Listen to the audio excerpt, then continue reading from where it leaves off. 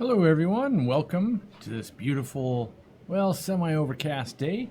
Today we're going to talk about hotness, which I am, but your aquarium may be overheating a little bit. We get a lot of emails, we get a lot of forum posts, that kind of stuff that, what do I do?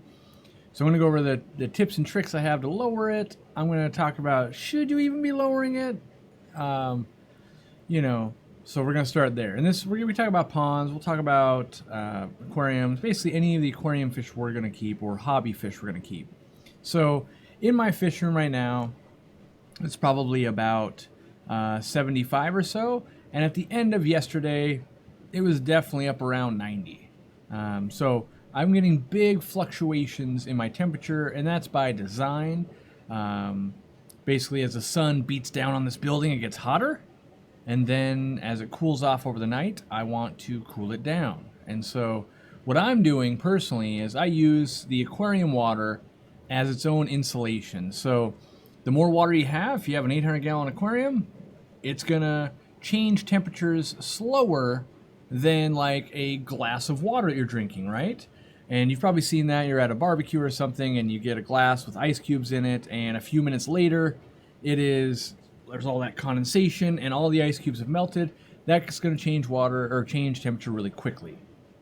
So know that one of the first things you could do is upsize your aquarium.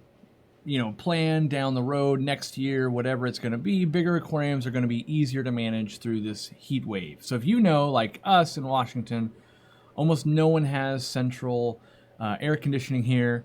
You can probably hear it in the background. I have a little portable AC unit. It's 77 degrees in here with the door closed at the moment, trying to cool it down. So yeah, that's... Just go ahead and ban Mary Smith. Mary Smith is already starting me off on the wrong foot today. I'm not selling anything today except for my soul. Buy my stuff. No. So, I've got a little chart. So, when it comes to temperature, I don't even start worrying about it till it's over 86 or so. Now, there's some extreme species like Goodeids or I'm trying to think of another one, maybe goldfish, but even then they can handle that in my experience. And I think we need to break it down into two categories. It's the heat, it's also available oxygen, or like their temperament. So I guess there's three categories there. So sometimes the excess heat will make things, they're really hungry, they're really agitated, they'll fight a lot. Maybe you'll see that in like angelfish. And then you'll see things like where maybe it's causing a lot of stress and a goldfish is breathing faster and they're not getting enough oxygen because slightly elevated temperature and we don't have enough air stones and we might have a well-stocked tank to begin with. And then we have just straight up way too hot, and that's its own problem for like an axolotl or whatever else I said at the beginning. I can't remember why I can't think of fish that are truly, because there's not that many fish and things that are truly susceptible to just straight up temperature. It's usually one of the other factors, and those other factors are much easier to mitigate. Give it more room, split them up, that kind of stuff. So the first thing I would do, in my fish room, in my home, at the store. So this is a good. I can rewind to the store. This would be about in late May. Okay, so the first things we started doing in late May was we started leaving the tops open for things like our shabunkins, our goldfish, white clouds, zebra danios, just so that they would stay a degree or two cooler. And so why do they stay cooler if we remove the top? Well, usually in a home aquarium or my store, you've got a light right above it. Usually not hanging from the ceiling. Usually it's right above. And the photons from the light, yeah, they go through it, but they also bring the heat. The heat transfers into that water. And so being that you've got usually like an air gap, between the glass or whatever you've got and the water, the heat's going to rise back up out of that aquarium, out of the water. It gets trapped in that layer. If you remove or open it up, you actually will get that to be able to kind of escape.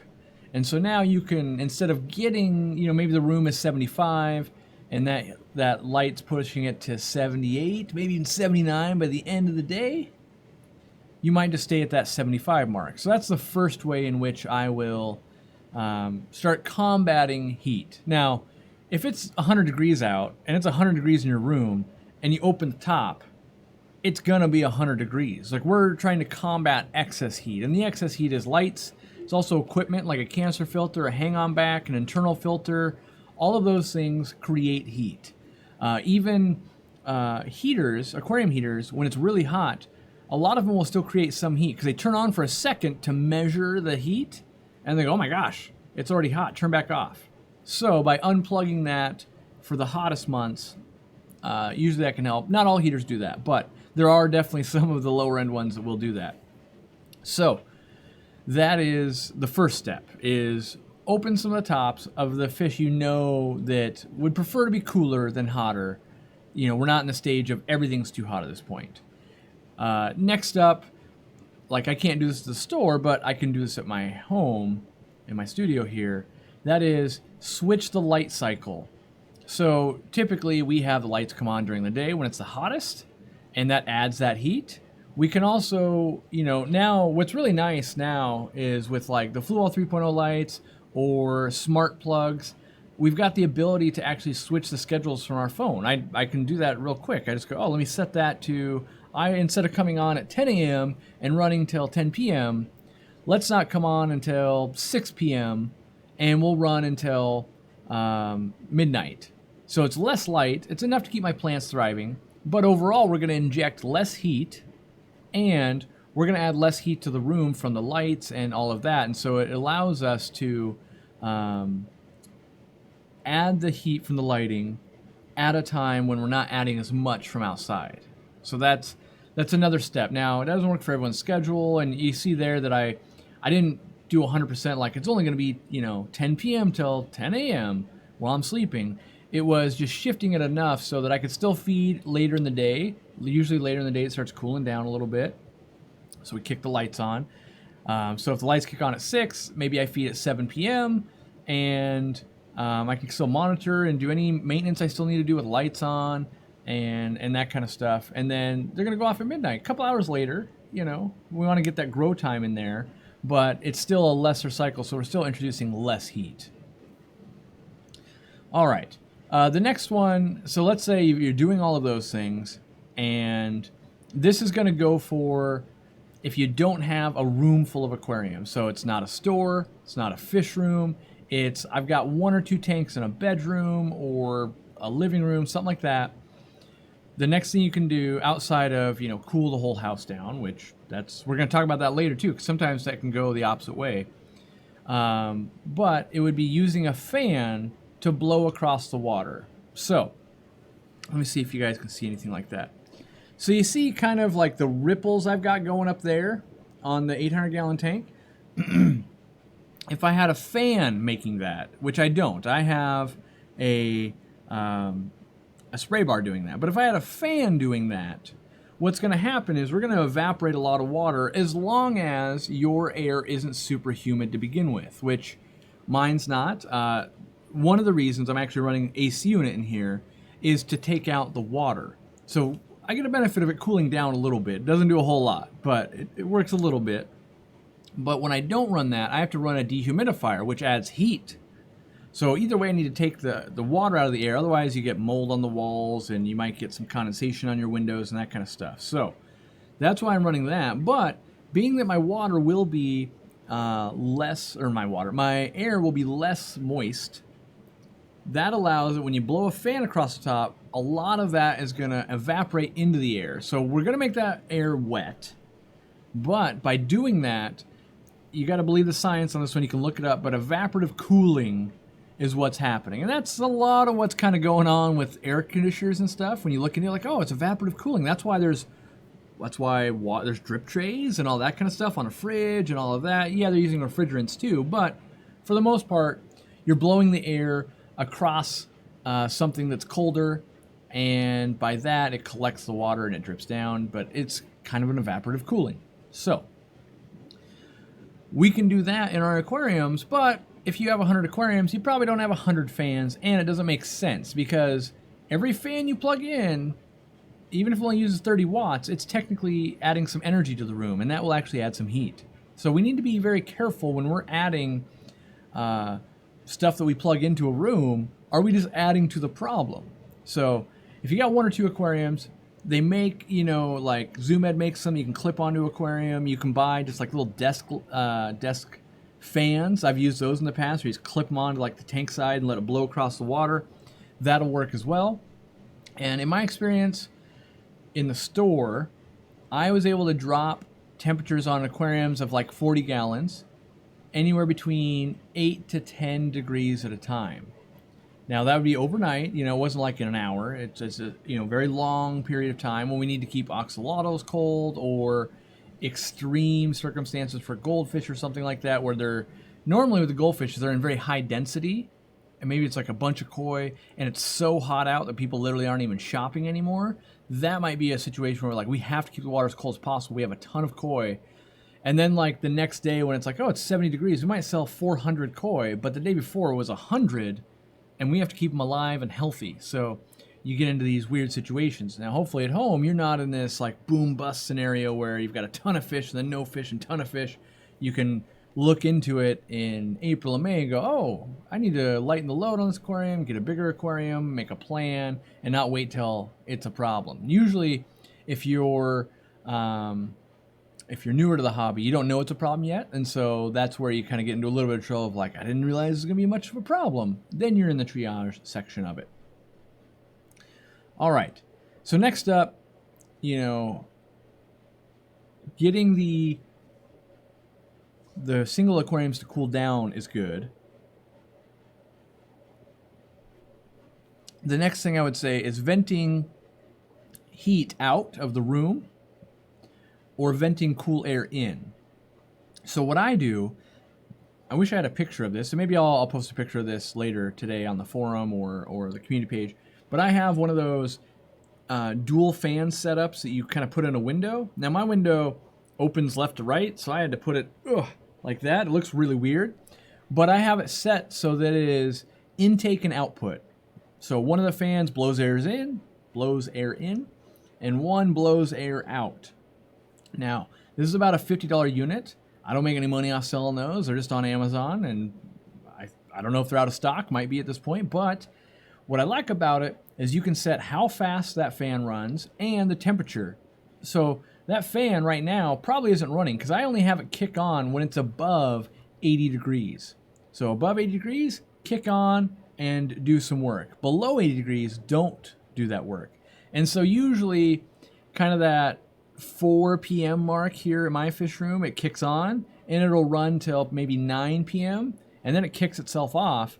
And the window's still open, so there's still some air exchange, but that's doing a couple things. One, it's getting out a lot of that humidity from the fish room.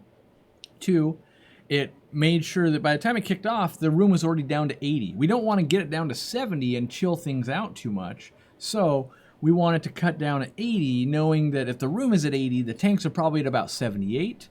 Now, if we just got this fan and it's been a few weeks and those tanks are already really hot, the room might be 80, but the tanks might be 82. It takes a few days if you got a lot of water around to cool down. That's actually what they do with greenhouses. You store a bunch of water in there. It will help keep it warmer at night. So we have that same problem. But I recommend that. You can also just do, if you got nothing else, you can also just do a big box fan. I used to do that in the past, but I had to be more on it. I had to let me turn it on. I'm going to turn it off now. And there would be days I'd forget and get pretty cold in there, especially when you get a change. Like today might only be 80 degrees, where yesterday was 94, right? And so if I go a couple of days without turning that off, that could get very cold in there. And that would be the opposite of what we're trying to do. So, you got to be on it. And that's why I recommend investing a little bit more with something that's got a thermostat in there to help you. Now, that's one of the best ways, especially if it's in a bedroom or something. You probably want something like that anyway, or maybe you got an air conditioner, but something helping you with air exchange is going to help.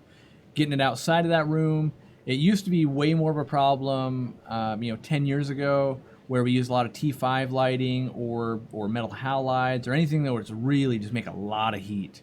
Now LEDs have gotten a lot more efficient, and so we might only be using 50 watts of energy when we used to use 200 or 300 watts, and that energy always translates to heat.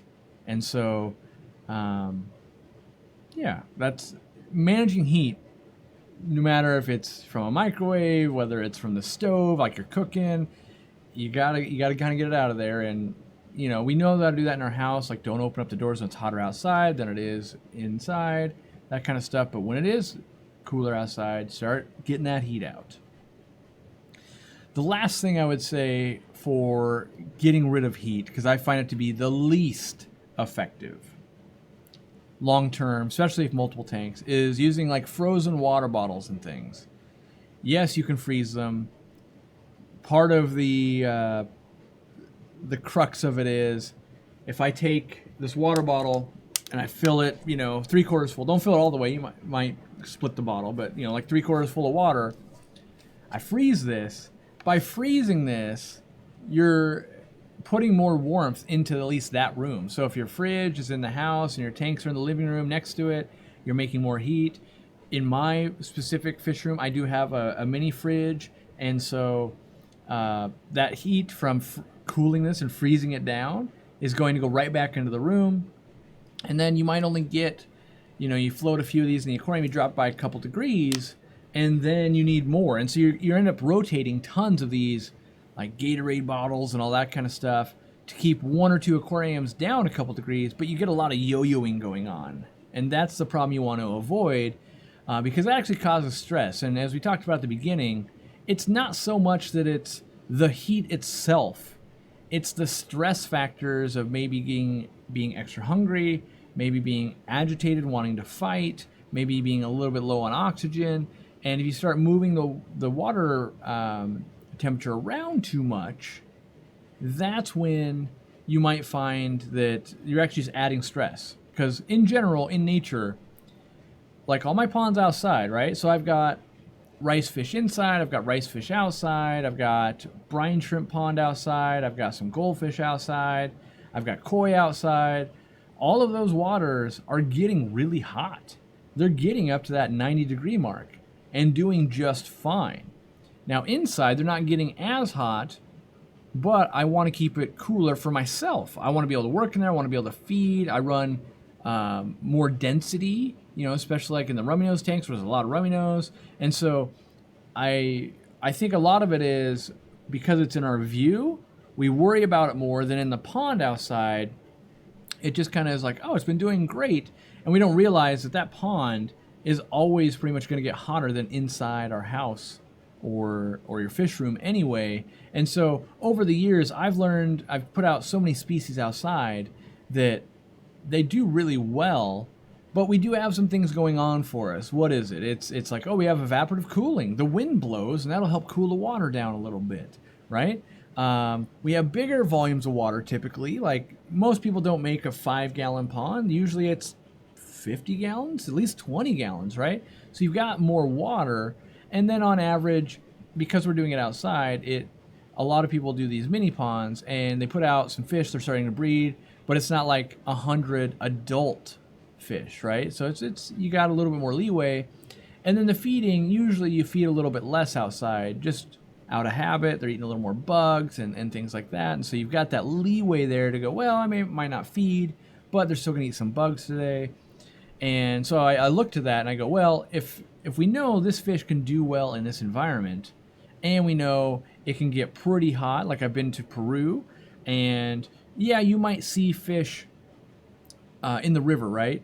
And in the deep part, it's really cold, but over at the shoreline, if you will, it's really, really warm, and fish will actually choose to be there, but then they can go and get away from there too.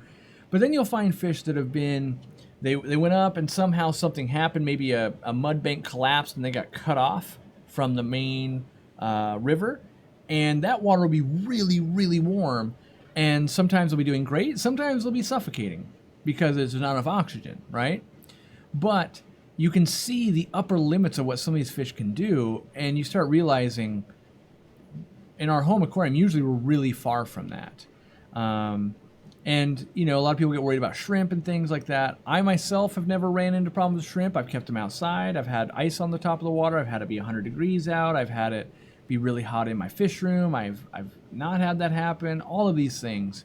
And I'm not going to say that the temperature won't have an effect on your fish, because it is going to have an effect. But are we going to do more damage by trying to fix something than we are just by letting nature take its course? I think it's really easy to just open the top, do a few little things, and kind of let it be how it's going to be, instead of, it's got to be 76, got to be 76, no matter what, it's got to be 76. You'll do a lot of crazy stuff chasing, it's like chasing pH or anything like that. You're chasing a number instead of chasing the reality of, like, well, how do the fish look? And that's why I always ask people, like, well, how are the fish doing? Oh, they seem to be doing great. They probably are doing great then. That's, you know, for as much as I hate being out in the sun, it's good for me and I enjoy it at some point, but then you get too hot at some point. So in moderation, right? And I believe that if each day we're letting it cool back down a little bit, they're getting that moderation just like they would in nature. It's going to heat up a bunch, it's going to cool down a bunch. And so as long as we can keep that going, and it does ramp up. So like in the store, it starts off where it's pretty cool, and you just kind of see this, like, okay, it's cool, it's getting warmer, it's getting warmer. And after like 2 or 3 weeks of like 90 to 100 degrees, it's pretty darn hot. Like right now in the store, it's probably about 82 degrees. Even if it's 90 degrees out, it'll only be 82, because so much of the water is holding that temperature, and we vent out all the heat at night. We're trying to keep it cool, and we're thermal regulating as best we can. But if it's 100 for like 2 weeks in a row, it will be like 86 degrees in that store, because the water, no matter how much we try and cool it down, it just won't. The last one that I'll say for cooling down, it's not something everyone can do, but water changes. What we find is when it is like 100 degrees out and you go to change water, part of the problem is your tap water might already be 74 degrees. It gets pretty warm, at least ours does, right? And so when that happens, you get the worst of both worlds. So you've got a tank that might be 85, you've got tap water that 74, right? Even at night, because it warms up and it stays warm. And so you're thinking, okay, well, yeah, I'm going to lower the temperature by changing water. This is going to be great.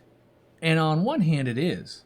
But when we add in the other factors, that's where we get into trouble. So we bring in this warm water, cooler than the hot water. We change maybe 30%. Then we're going to put a chemical in there like some Complete, right? By breaking down the chlorine or chloramine in the water, we're going to use up some of the oxygen. So we're going to take a water that was at 85 degrees. We're going to take a fish that was already breathing faster and probably a little bit stressed out. We're going to bring in some new water that might not have very much oxygen in it at all, because when it goes through pipes, it could have a lot, could have a little, could have none. There's literally like wells that will have no oxygen in them, so you have to aerate it. That's why this is a good example. This is why we put aerators on sinks, so that one, it helps gas out some of the chlorine, but two, so we get some oxygen back in that water, because there are lines that will have no oxygen in it. So we're bringing in something that could have less oxygen. Then we're putting in a chemical that's going to make less oxygen, at least temporarily, if it's not for half an hour, but that could cause stress. So I find that when it does get super hot, I don't go for extra water changes. I just do the normal ones. And being that I run the fish room here and the store, we do it automatically. So it's small water changes over long periods of time, every day, evenly. And that's one of the best things I would say is, start doing your preventative maintenance and that kind of stuff before this becomes a problem. So if you know it's going to be hot next week, and right now it's good, maybe it's time to service some of your aquarium. Do that gravel vac, do that canister cleaning, get stuff in a little bit, better working order, so that if you're in California and you have a brownout where power goes out, it's not in the middle of the night, your canister filter won't start back up because you haven't cleaned it in 3 months, and you've got things like already prepared for this scenario. That's, the fast changes are what really hurt stuff, and you want it to be slow and steady. I don't even worry if it's above or until it's like above 85. Anything below that and below, I know it's manageable of like, it's going to cool back down, you know, but above that, inside, and this is inside to outside, I don't even worry about it at all, but inside, then I start going, okay, well, this might be getting pretty serious now, but usually I've already put in the, oh yeah, I've got a fan in the window, I've got the tops, and if you were to go back and watch the fish room tour from a couple weeks ago, you'll see that all of my tops, I don't even run the first part because I like to feed very quickly and everything, and all the ponds don't have tops, and so we already have that going for us there. If I wanted to, you know, like let's say I had a real problem this year, next year what I'd be thinking is, let me put a ceiling fan in that room and have it kick on, and it would evaporative cool all those ponds. I'd be getting a lot of humidity in that room, but it would cool them down. But also be careful that you can cool something down too much. And that's where I want to go with this now. A lot of times, you might not have this problem at all. You're sitting there going, I don't have the heat problem. I got wicked good AC in my house, in my fish room, whatever it is, right? The problem becomes we can keep it too cold as well. So, imagine this scenario, right? In the winter, you've got it so the heat is set, so like don't let it go below, let's say 70. Let's say you're monitoring your fish room, you're monitoring your house, and you just don't want it below 70. Maybe it's 65, whatever the number is, right? But basically, nothing happens unless it gets too cold, then heat turns on, and we heat it back up, right? So your aquariums might be running warmer, they might be at 74, right? You keep it at 70, all the equipment and the heaters and the lights bring it to 75, you're fine. Then we go, and now it's hot out. We've switched it. So now we have this equipment that's already trying to heat it, but we've got heat coming from the outside, and then we've got the AC kicking in going. And a lot of times what's funny is in the winter, we said like, we need to be 70. I'm cold, I want to be warm. In the summer, we're hot, we set it extra cold. 65, I need to be colder. It's too hot, right? And so now you've got a situation where you're making it too cold for a lot of your fish, especially what we run into is people will have like a return vent and it'll be fairly close to that aquarium and it will cool it right down. Because one, you're doing some evaporative cooling because you got the air blowing across it. Two, you're putting cold air right onto it. And they can't figure out why fish are not doing well. They think it's getting too hot, and they're not actually testing how warm the aquarium is. It actually can get pretty cold. And so you don't want a hyperactive aquarium heater going on in there. You don't want it to be too chilly. And so you need to look at that and make sure you're not over chilling the room. Same thing when you get the fans going in the window and all of that. It is possible, you get a run of a few cloudy days, to get the room too cold. And so that's where we really start getting into problems with illness. You take something that's like really hot and stressed out, you slam it down to really cold and stressed out, and then maybe you're warming it back up. It's kind of doing this move, and you're making a prime example for getting bacterial and fungal infections, ick outbreaking, stuff like that. By doing that, when we get really hot, really cold, really hot, we're uncomfortable, we start fighting with family members more. The same thing goes on with bonded pairs of fish. They might start eating their fry. When they are extra hot, they're hungrier, you feed them more. Then if it gets really cold, now their metabolism slows down. That's not moving through them anymore. We can get swim bladder issues in fish. And so, the game has always been with fish, no matter what time of year it is how do you keep it just constant? No ammonia, no nitrite, pH is always the same, heat's always the same, everything's always the same. That's how you keep super good fish. It's all these things throughout the year that throw curveballs at us. Well, it's Christmas, didn't change water. Well, we had a power outage. Well, it's too hot. All of those things are the speed bumps we hit that we have to navigate to just slowly okay, yeah, let's get it, and not do these radical shifts. So I hope that helps a lot of you. It's not going to cater to every situation because there's going to be people like, I've got all my aquariums in a shed and it's 400 degrees. And it's like, wow, okay, yeah, that's going to be rough, paint the, we look into things like the warehouse, right? At the warehouse, we only have plants and stuff like that going on and very few fish, just like, algae eaters, that kind of stuff. But we look at things like painting the roof white to reflect heat off of it. We have AC installed. We have ventilation installed. We put a giant, for lack of a better term, like Amazon-sized fan. It was like a $5,000 fan that turns pretty slowly, but you feel like you're in a tornado. Every packing station's got a fan. We've got lots of fans down on the floor. Evaporative cooling. Because what happens is we're picking plants out, right? And we're packing them up. Water will drop on the ground. Well, you blow a fan across that. One, you're going to dry it out, make it safer. Two, that cools the concrete a little bit. And so by cooling the concrete, that's going to help keep a little bit cooler. And so you do all these little things that you can to mitigate some of the situation. Now, I know going forward next year, we're going to have new problems.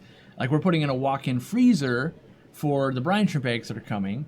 Well, that freezer is going to be super cold, but it's got to vent all that heat out somewhere. And it's not the way we bought a modular one because we don't own the building. So it's going to vent it out into our warehouse. And then we're going to have a fan that like vents that out through the outside. So, your situation is going to change too. You're going to have 2 tanks this year, 22 tanks next year, 192 tanks the year after that. Then you'll scope down to 5 tanks, and then you're going to move, and then you're going to have all these things going on. It's always going to be a changing landscape for you, but I believe that's what makes it fun. This year might be the hottest year on record. Next year might be super cold. It's always something. And, if you're in Death Valley, apparently it's 130 degrees, which is pretty hot. If you're somewhere else in the world, that might be the normal, where you're going, 130. But that's where we get to see cool things where when people figure it out, they're like, oh, I keep my fish outside year round. Whether you're in Florida, whether you're in, Dubai. We used to have a fan who kept all his discus outside. That was super cool looking. And so, just know that the more you can learn and research, the better you're equipped to know these things. You need to know that outside, green water is a miracle until it is really hot, and at night all that green water consumes oxygen. During the day it produces oxygen, so it helps you during the day when it's really hot. That's nice, but when it cools down it hinders you. So that's why air stones and things like that become super important, and not overstocking in these things. So even when most things in our aquarium in one mode help us and in the other mode hurt us. And we're trying to always just get that. Isn't it neutral? Can't we just keep it at neutral? And that's what we're trying to do. And so if you're always thinking about how do I get this back to neutral, not necessarily being crazy good or crazy bad, just neutral, that'll serve you pretty well. All right, so I'm going to address, I'm sure there's lots of questions. I know there's been some super chats. Sound of Pitch Black joined the team. I did rename it from members to the team. I want to get some shirts or something that just says the team or something something a little different. SM Curtis became a member. Thank you very much. Ooh, he did what I love. He became a member, so he super chatted $5. And then normally I tell you, if you're going to super chat and you're not a member, just become a member and then ask that question like on a member only post or something, and I'll do my best to actually answer it. I do my best also in live streams. I don't promise that I answer them all. One, sometimes they're not on topic or a good question. Two, sometimes I just can't get to it. And so I never want this to be treated like I paid $2 or I paid $5, paid $100, and therefore I get answered. I want it to be like, if it makes sense, great, let's do it. If it doesn't, I'm not doing it. It's not really like you guys drive the show. It's mostly like, what makes sense, let's do that. All right, so he started his first planted tank a month ago. He's got some hair allergy. Can't have a cleanup crew because of my betta. What can I do? Well, I would say you probably can have a cleanup crew of like, I don't know how big the tank is, but maybe a Siamese algae eater, maybe some snails. If you can't do any of that, a toothbrush. Toothbrush works really well. We've got articles written on it. We've got videos on it. But the answers are out there, and so toothbrush and hair allergy, Google that. That'll start you on the right path. Go read a blog about it on our website. That'll get you on the right path. But usually having those keywords, it'll set you up straight. All right. Well, thank you all for the super chats. I know a few came in. I'm seeing if there's any questions. Some favorite tetras for a school in a 30-gallon hex. I would do some rummy nose tetras and try to build something in the very center of that so they kind of do the circular effect. That's one of my favorite looks. It's been done at shows and that kind of stuff, and it always looks good. The other thing you could do, which is a weirder one, but if you want to fill it like halfway, you can get some splash tetras, and they'll jump up and lay eggs up on stuff that's growing up out of water and then splash them with water. That doesn't look too great, but it's fascinating to watch. It's like you have National Geographic living in your living room, and you get to watch crazy stuff, but it won't be visually stunning of like, wow, yeah, that's what I want to do. So, all right. John Rock says, sorry, Corey, but the AC units have a condenser that gets cold because of the refrigerant turning to liquid from gas. The water condenses in the fins because it's a lot colder and drips off when it's warm. Yes, but 100% the fan blowing across that cold water is evaporative cooling. That's why my air conditioner doesn't have to drain, because we evaporative cool the water that's there. So it does both. This is always my like nitpick of like, trust me, if anyone else was live streaming, I could just be like, here's all the stuff you're not fleshing out, and we're not going to spend 3 hours talking about how an air conditioner actually works and how you want to separate heat from other things. Instead, we talk about the thing that is true, in that you do have a drip plate there, it will have water in it, and you will have it evaporate, because most of these are designed, the in-house portable units are designed so that you don't have to run a drain line. They come with it and you can, but all the ones I have in use, both at the warehouse, at the retail store, at my house, and the studio, not a single one of them run the drip line, because evaporative cooling. Yes. So that's, in my opinion, a detraction from what we're trying to teach there, and that is evaporative cooling and how it works with your aquarium. But hey, anyone can delve into how the refrigerant inside your car works, inside their fridge, inside freezers, inside of air conditioning units, and you can learn all about Freon gas and other types of alternatives we can use and how they need to be recharged and things like that. All right. Let me do some catching up here. I was way up top. When will we be doing another unboxing? I know we filmed one last week, so I would think pretty soon. I know we've got, with Jimmy being back, our goal is to film fairly often unboxings. We're only going to put about one out every 4 to 6 weeks, I think, on the main channel, depending on how it's watched. And then we'll put some other ones out as member-only videos. Now, that might seem weird to some of you, of like, why wouldn't you just put out all the things? Because YouTube doesn't like that. When you put out a video and only 20,000 people watch it, it goes, ooh, you're not doing very well. And that's what happens over time. We've done 100 unboxings. We know the data. And if I put out an unboxing every week till the end of time, people just stop watching, because it's the same thing like every week. But every 4 to 6 weeks, enough new fish come onto the list and new things to talk about happen. They become engaging and fun again for everyone to watch. And so if you're really just an unboxing junkie, consider becoming a member. We're going to work, some extra ones in there. But at the end of the day, like, we've been tracking time, and of Jimmy's time to do one unboxing, we're at 14 hours. Plus we had Robert's time in there to film, and we have Irene's time in there. And so you get to be where you're like, oh my gosh, that's a part-time job for one person to do an unboxing. That's quite an investment. And if not enough people watch it, we actually just lose money every time we make one. It's not always all about money, but if we're in a money-losing scenario, I would much rather talk about how do we cool down an aquarium, which, this topic won't make us a ton of money, but it will help a bunch of people. And unboxings do help, but when they're the same fish week after week, like, guess what? It's more koi this week because it's summer. We run out of things to, like, what's something new we could educate about koi in this unboxing? So that's why we rotate people through it, by the way. So if you guys go, why is some of it Robert, why is it Corey, why is it Dean, why has it been other people? Because different people have different things to add about different fish. Typically you get into a rut of like, oh, it's neon tetras. This is what I know about neon tetras. This is how I sell neon tetras. And outside of them coming in bad or extra good, you lose your talking points of something new. And so we don't want to become too monotonous. Not that an aquarium channel is not already fairly monotonous. Like, we've covered this topic years ago, and we'll cover it again in probably a couple of years when we find some new technology and new things that make sense. But yeah. So we've got more coming. Don't worry. Jimmy's back, and he's working, and we're working on it.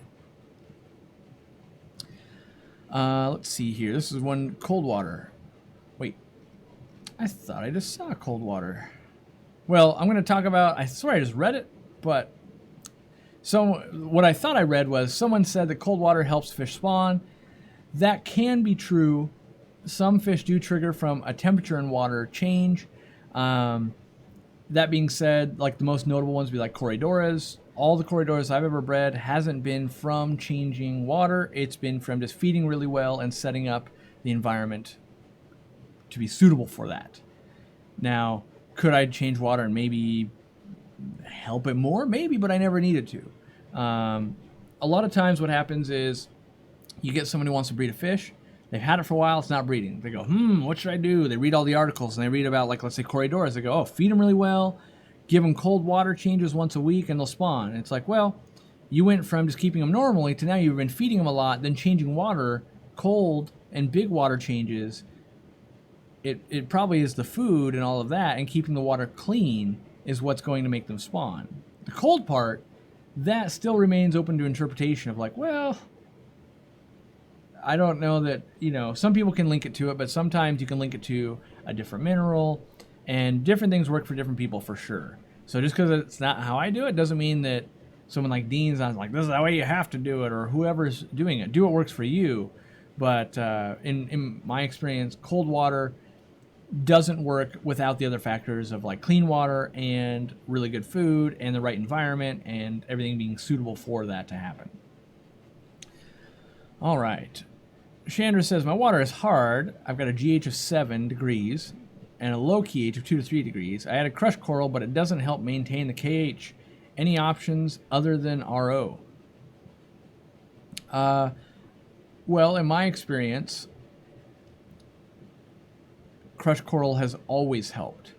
Now, crushed coral is on a sliding scale, and you can watch some videos we've done about this and stuff like that, but if you're changing water every week, let's say at 50%, crushed coral is going to do very little. You're changing so much of the water, it doesn't have time to do anything.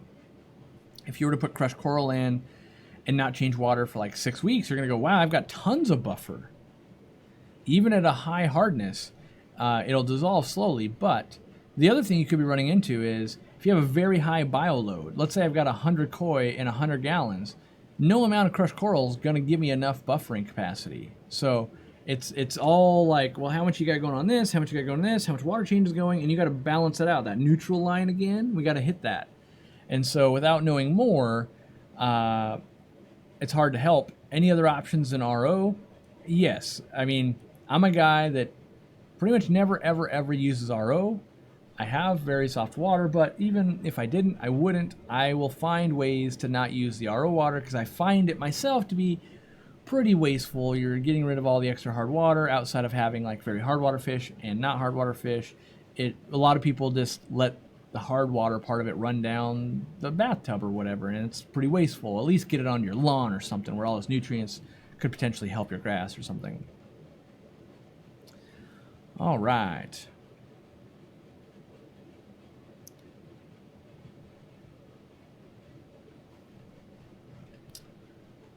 We got Natalie joining the team. Thank you very much. I saw someone was saying that I don't always answer super chats. That's correct. There's far too many things coming at me for me to do it diligence. And so know that making a super chat is a gamble of whether I'm even going to be able to see it.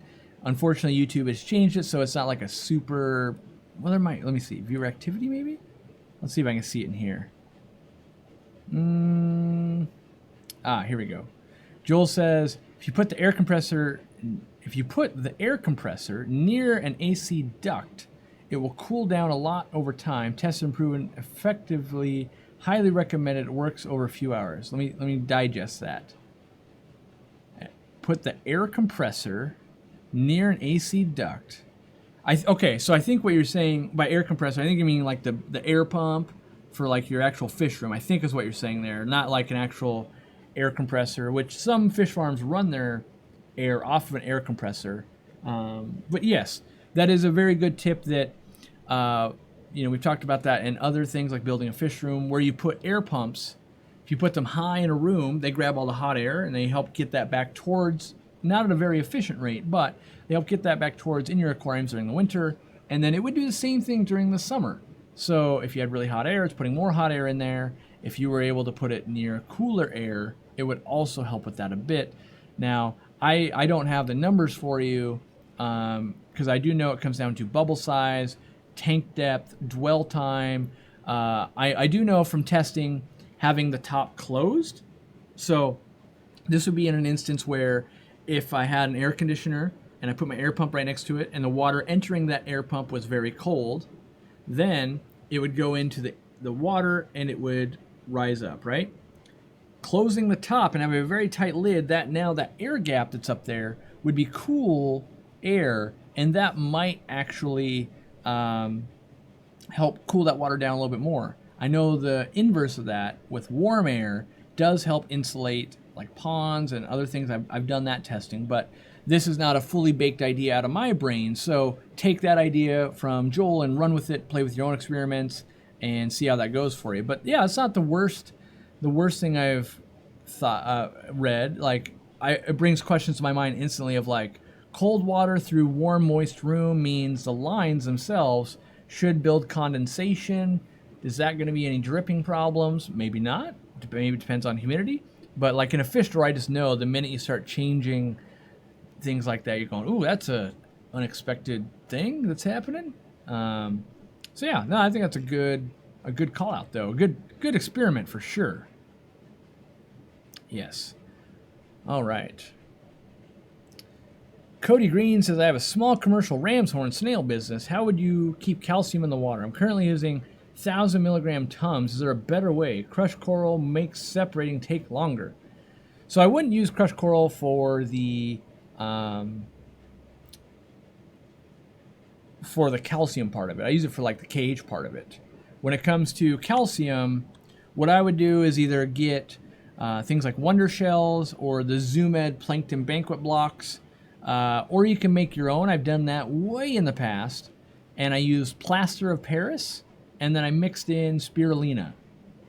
Now, it only makes sense if you like making a mess, you like making the people that live at your house a little bit angry because stuff kind of gets covered in spirulina powder and this like, you got to dry them in the garage or something, so they're like this stinky, I don't know, plaster of Paris mess. And I did it by pouring them into, like those little Dixie cups that you might see in a bathroom. Like you brush your teeth, take a drink of water, swish it around, spit it out. That type of little cup. Fill those in. Takes like up to a week for them to dry, but then you basically have these like calcium pucks. Because when you look up plaster of Paris, if you can get true like 100% plaster of Paris, it's basically like 99.8% calcium or something like that. And that is one way, but it will turn your water kind of milky, and it definitely is, for a snail farm business, might be the perfect tool. For the average human, does not make sense at all. So, I wouldn't be doing that for my tanks right now because I'm not a snail farming business. But if I really needed to, that might be an economical way. Now, realize that you're putting in your time and effort to save that money. It might be easier if you're like, oh, I just found a way to buy this stuff in bulk or something else. Yeah, that's really all I got for that.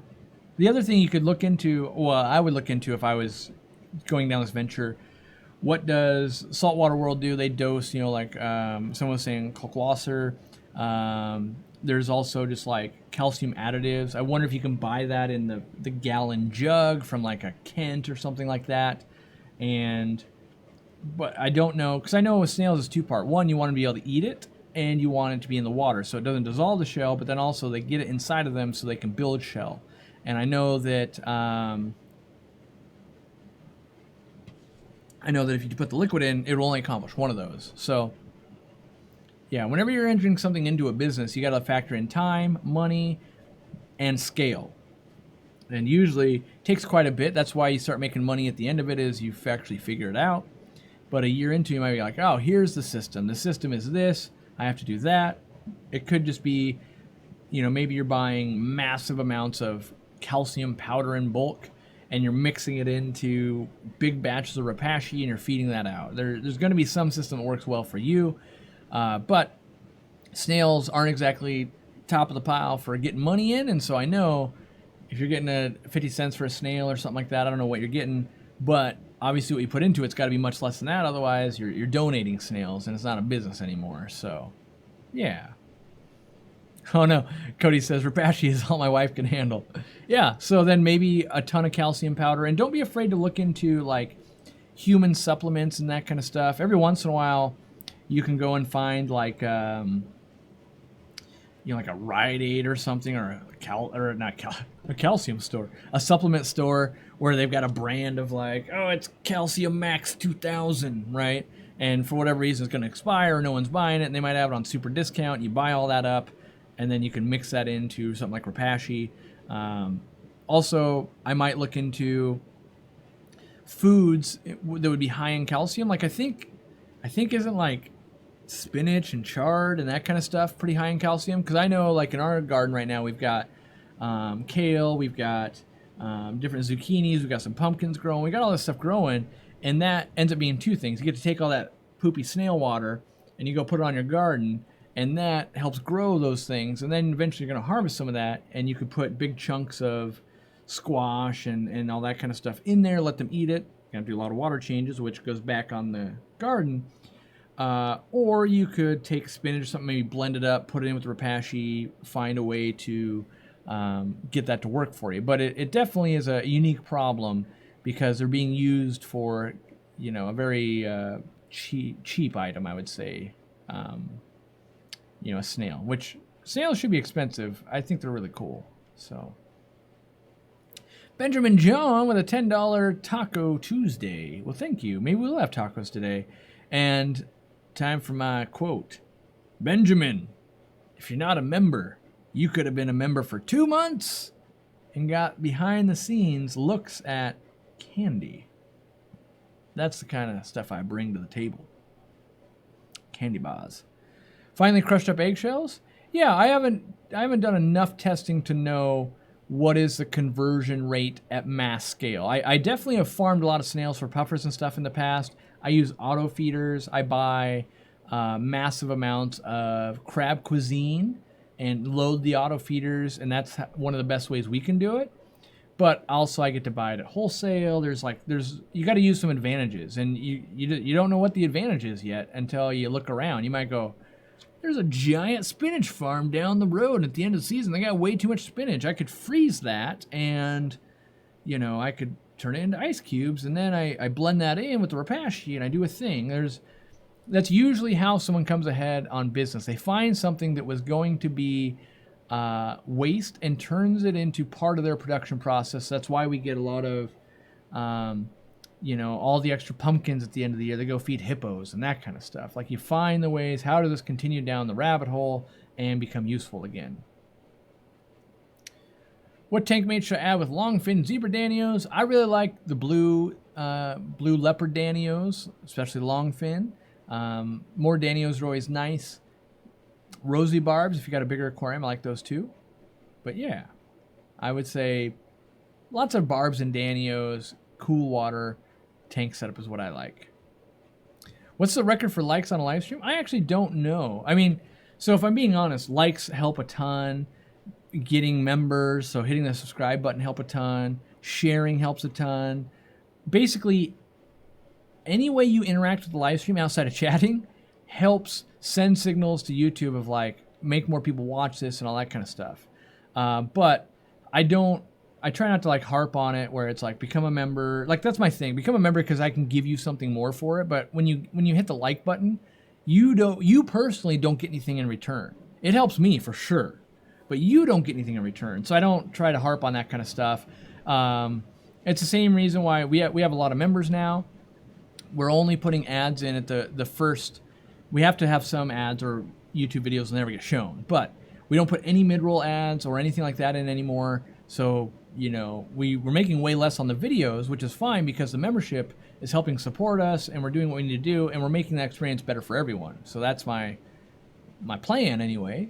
I do have some exciting news in that memberships have gone so well and super chats have gone so well that I'm actually speaking at VidCon at the end of the month, which is YouTube's giant conference. Normally it's in person, you fly out there.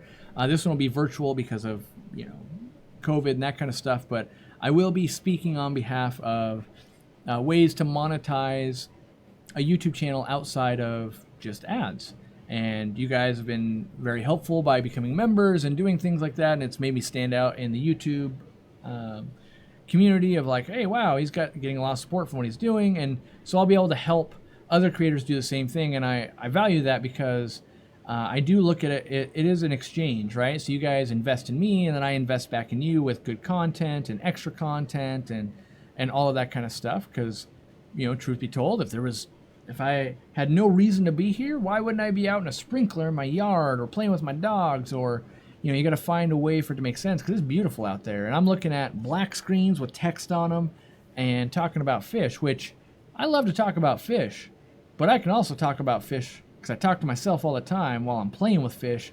I got a bunch of duckweed I need to catch out, you know, and so, but I really do enjoy it. So hopefully, you know, the VidCon and all that kind of stuff leads to bigger and better things. And there's some big announcements I'll have coming up. You know, don't worry. You know, if you put the pieces together, you're going, this has been a long time. Why don't you do anything on this? There's things in the works. Don't worry. But I like to, you know, let you know after, like, hey, here it is, instead of things that might not happen or anything like that. So, you know, I generally appreciate it though. That's why it's been, what was it, 12 days since I live streamed last? It's been a crazy, crazy month. What fish am I adding to the tank behind me? Ladybird, who is a Mabu puffer, which lives in my living room right now. Part of the reason I'm not moving fish right now, only part of it, is because of the heat. Like, it's easier, like it's warmer in my house than it is in this 800-gallon tank. The 800-gallon tank keeps it cooler, so, you know, want to minimize stress as much as possible. So there's that, and then it's like, once I move Ladybird out of my living room tank, I'm going to break that living room tank down, and then it's like, oh gee, it's going to be really hot and sweaty to get that out of my house. I've been working on cleaning out my garage. My garage is 1 billion degrees, and so it's all part of the, you know, we're in those hot days where you wake up with the best intentions, you work for about 3 hours, and you're like, how am I this tired? And so I hide out here in my poorly air-conditioned computer room and work on business stuff for you guys, which, by the way, we're supposed to have a cargo container land, like, well, it's already landed, clear customs like any day, but, you know, that's been a real Wild West type of thing lately, so could be tomorrow, could be today, could be next week, who knows? Are we at the part where the stream, where all questions are open? Sure thing, Matt.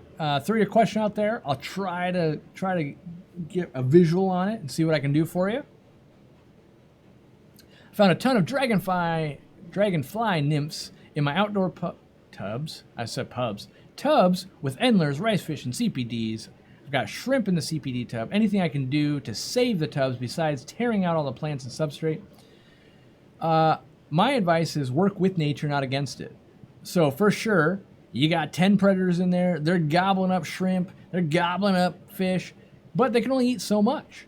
So what I'd be doing is let's put in stuff to really make those fish breed a ton more, and then maybe try putting things like frozen bloodworms in there. You might find like nymph is eating a frozen bloodworm. I don't know this to be true, but that's meaty. It might go, hey, this meal that's laying right here, I'm gonna eat that instead of chasing down that fish. And then what I do when I bring them in at the end of the summer, that's when I really make sure I don't put any of the nymphs into the display tank. And they're really easy to find out, like, oh, usually I'm pulling out some pine needles and some stuff anyway. But, you know, I always go back to nature and I go, these things are here, they eat fish, they've been doing it well before I was ever alive, so how does nature get through it? Like, oh, okay, well, maybe I feed more or make more fish. That's one of the reasons why an angelfish has 1,000 babies, knowing that only 2 are going to make it. Kind of the same thing here. Like, well, make more babies. And then you won't even notice that, you know, or look at the bright side of like, well, I raised 1,000 rice fish, 27 dragonflies, and a newt. Instead of like, oh, I raised 1,200 rice fish. I just kind of embrace it, and I actually really enjoy, as much as I hate it when Moriarty the heron comes and eats a fish, or I watch a crow eat a guppy, or I find a weird water beetle or something like that, I take the challenge on and I go, This is awesome. This is like another level of aquariums for me of like, all right, let's see. I got to learn about this beetle. Because sure, you can take that beetle and like, get out of here. But chances are when something finds its way to your pond, more of it's going to find its way to your pond. And so figure out what is it like, right? So I enjoy, you know, if something's invading my pond, what's it there for? Bees come for water. Crows come for water. So part of it is like, oh, I set up a little bird bath. Look at that. Birds are now taking a shower in the bird bath, not eating my guppies. So you can find ways around that kind of stuff. And I do find it fun. You're spending time outside anyway, and figure it out. But don't always look at it as a negative, I guess, is my takeaway there. Of like, I always think I got a pool of water outside. It's just as much that animal's as it is mine, the rights to it. So let's share. Ooh, David says, I've got a 10-gallon tank with Salawasi cardinal shrimp, my favorite shrimp to this day. I really need to get back into that. They hide all day. Any advice to get them to come out more often? I know they like to be hot. They are very reclusive. They probably just don't like a ton of light. You might try putting lots of floating plants. You know, and that's like, I think Bob was talking about last night. It's like, my plecos are out now that I got a bunch of plants in there. Like, well, you know, a lot of fish, they like overhead cover from, you know, if they come from a river or anything like that, they want that cover because they feel safer. Let me see if I can find Matt's question quickly because he asked so politely earlier. It was like Matt something, like Matt DLR. Yep. Okay, I see where he asked. I'm seeing if he's got his next question in here. Here we go. Have you ever kept dolphin mormyrids? Yes. And if so, what did you have luck feeding them? I have ones about 6 inches long. Can't get them to eat anything but bloodworms. So yeah, so typically an opportunistic scavenger like that, I was able to get them to eat some live blackworms, also frozen brine shrimp. They typically will eat some pellets as well. Now, it's very easy to get a fish that loves to eat like a Snickers bar, and it's eaten Snickers bar for the last 6 months straight. Guess what it wants tomorrow? A Snickers bar. But what you can do is start mixing some of those bloodworms or Snicker bars in with some dry foods. So it works a lot better if you have other fish that will eat the dry food, so that way you're not having to net it back out. But if you take like a cube of bloodworms and like a handful of pellets and you let that juice marinate for 20 minutes, then you pour that in, you got a chance that over time it's going to start eating those, especially if you start putting in less and less bloodworms. So it's hungry, it wants to eat 10 Snickers, and right now you put in 30 Snickers because you put a whole cube in, it eats its 10, it's fine. But over time, if you only put it in, it's like, oh, only 5 Snickers went in, and I'm still hungry. Oh, look at that, that's a Reese's Peanut Butter Cup that tastes like a Snickers. That's the way you transition that I have luck with. But it really helps you have like some Corridoras or something like that in there to clean up after them, because they're not going to take to it day one usually.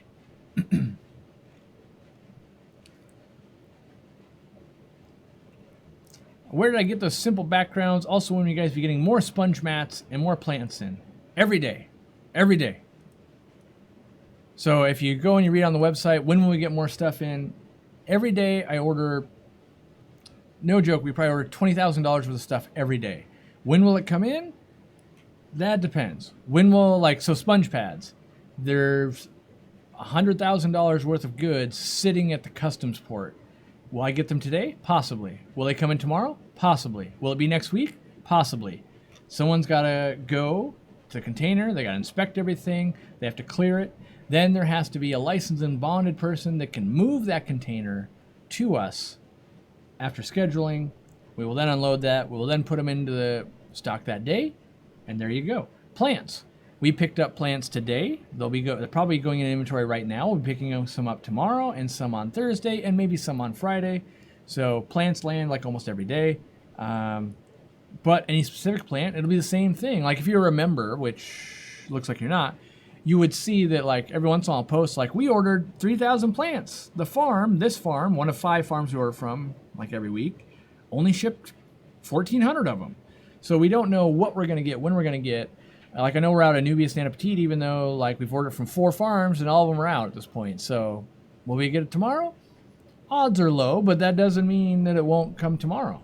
So, and then you had another part. Oh, where did I get the simple backgrounds? I ordered them. So the ones I ordered some from universalrocks.com, which I actually hate their product. So, well, I hate their customer service. Their product is only mediocre. So I don't hate the product. And then you can also buy them on Amazon, which they're made by Universal Rocks, but the customer service is way better because it's Amazon. So we do have videos on how we did it, and we have links to all that kind of stuff. You kind of go back through our video catalog, you're going to be like, oh, look at that. There's a video on how to do this. I believe you could find it on Dean's Discus video and another one as well. I know we've done some community posts on it, on where to get it. They're not cheap, and the quality's not always matching. And they don't ship very quick, but they do look fairly decent, and there's a lack of people in the market. We've tested some other ones out. There's some companies in Canada, there's some in Europe, but there's not that many people supplying this product, and so you will be, if you want a background like that, you're forced to go, okay, well, I've got 2 options. Which one am I going to choose? And you make one, and you go, oh, feel like that should be done better and more efficiently somehow. And everyone goes, yep, I think so too. It's like when you only have like one place to eat in your town of like, they do pizza, but it's not even that good. Well, our options are eat something besides pizza or mediocre pizza. Half the time you're going to choose mediocre pizza because you just want that fast and easy pizza. That's what I feel about Universal Rocks. Of like, trust me, I wish there was a competitor that I could give my money to that offered this premium, great experience that made me feel all warm and fuzzy inside, and I would recommend them all the time to you guys. Instead, I always have to say, this is where I got it, but just know I've ordered from them multiple times, and every time has not been good. I think I'm at 4 orders at this point, and never once has it been a good transaction. That being said, I did order some backgrounds from them on Amazon because Amazon handled everything. That transaction was fine. The other funny part is it's actually cheaper to buy the 75-gallon background on Amazon than it is from their own website. So there's that. All right, 925 Aquatics, welcome to the team. I appreciate it. Ooh, Dorcula's getting the mad props, I guess. That's my wife, if you guys weren't aware. Should I bring in fancy goldfish for the winter? 125-gallon above ground pond. Winter can get in the teens, but usually in the 30s. I've done both. So this is going to sound cruel. How much do you love these things? If they're like your prized possessions, for sure bring them inside. If they're like meant to be outdoor fish, I think there's a little bit of a risk there of like, yeah, I've done it before and I could do it again. But like, so we've got Orange Crush, the goldfish that raised up here that my wife loves.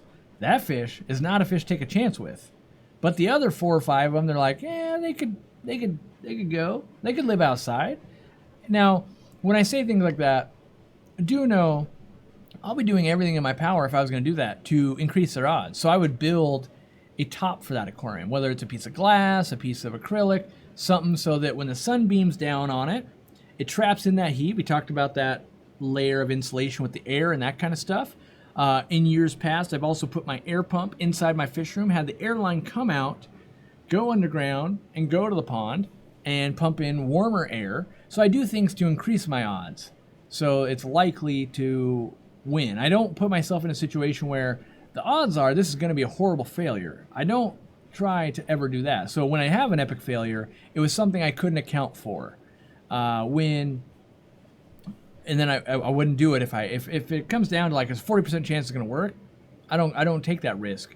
But if it's like, oh yeah, I'm pretty confident it's going to work, and what I would tell you, I would have a backup plan. So now you're a month into winter and you're going, this ain't going so well. It's way colder than normal this winter. XYZ is happening. Be ready to be like, all right, let's bring them in. Or like you saw in one winter, was it last winter or the year before? It must have been the year before. Jimmy was still here. We drug that pond into my garage because the water had like siphoned out or something like that. And so we saved all those fish.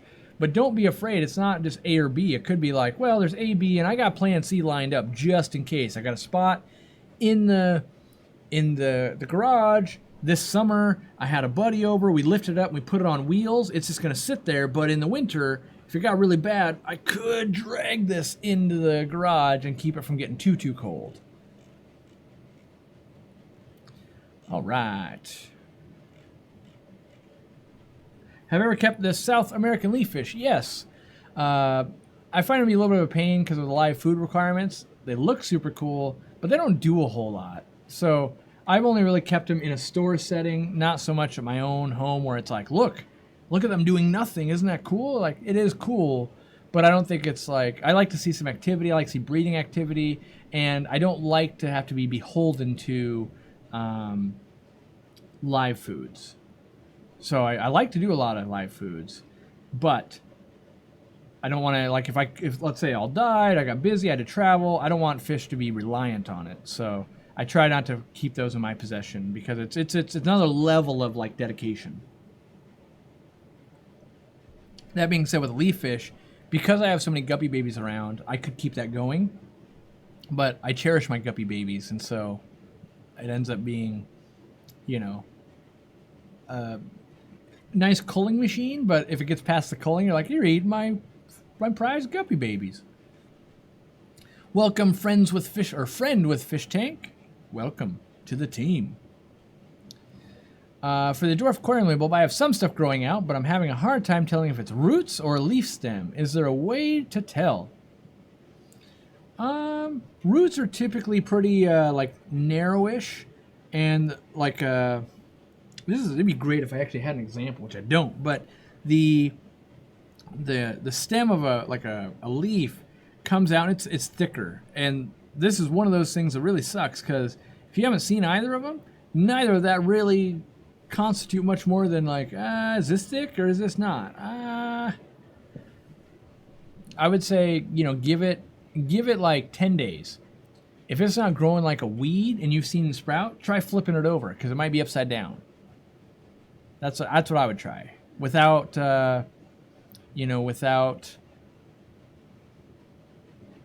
seeing it and being able to guide you in person. That's the best I can do, sight unseen. Andrew says, can I use a bathroom vent fan in addition to a dehumidifier to reduce humidity in the basement fish room? Yes, you can. We do that. So we leave bathroom fans on 24/7 at the store and the warehouse and all that to vent out heat and humidity. Know that I've got one in my garage that I haven't installed yet, but the next step up from that is called was an HRV, heat recovery ventilator. Yeah.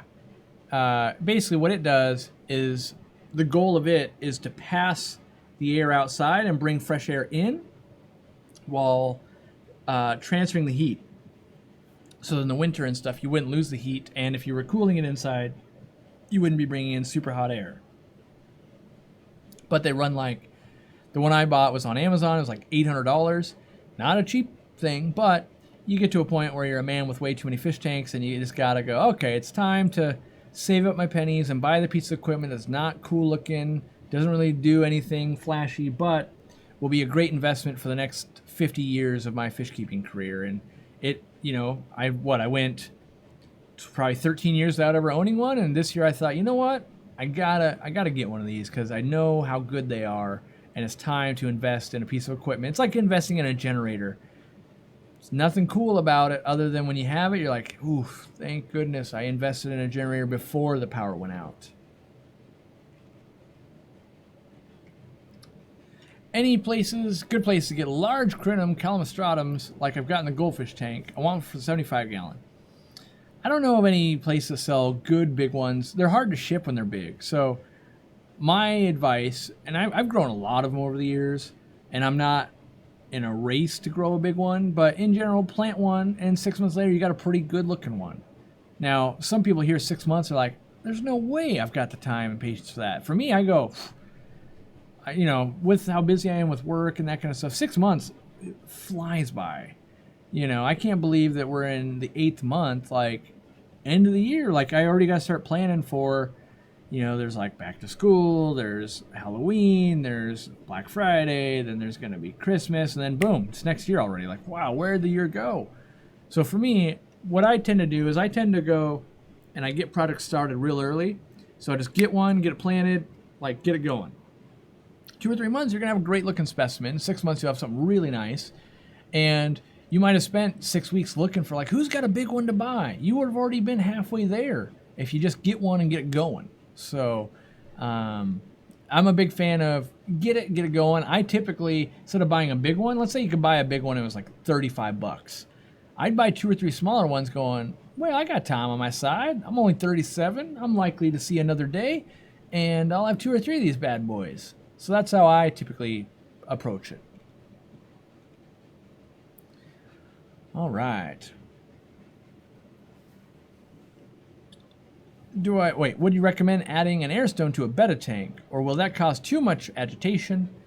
I recommend an air stone for every single aquarium, and you can just dial it down. Even just the very smallest trickle of oxygen has a pretty good impact, honestly. Crazy amounts of agitation from air, like, how do I explain this?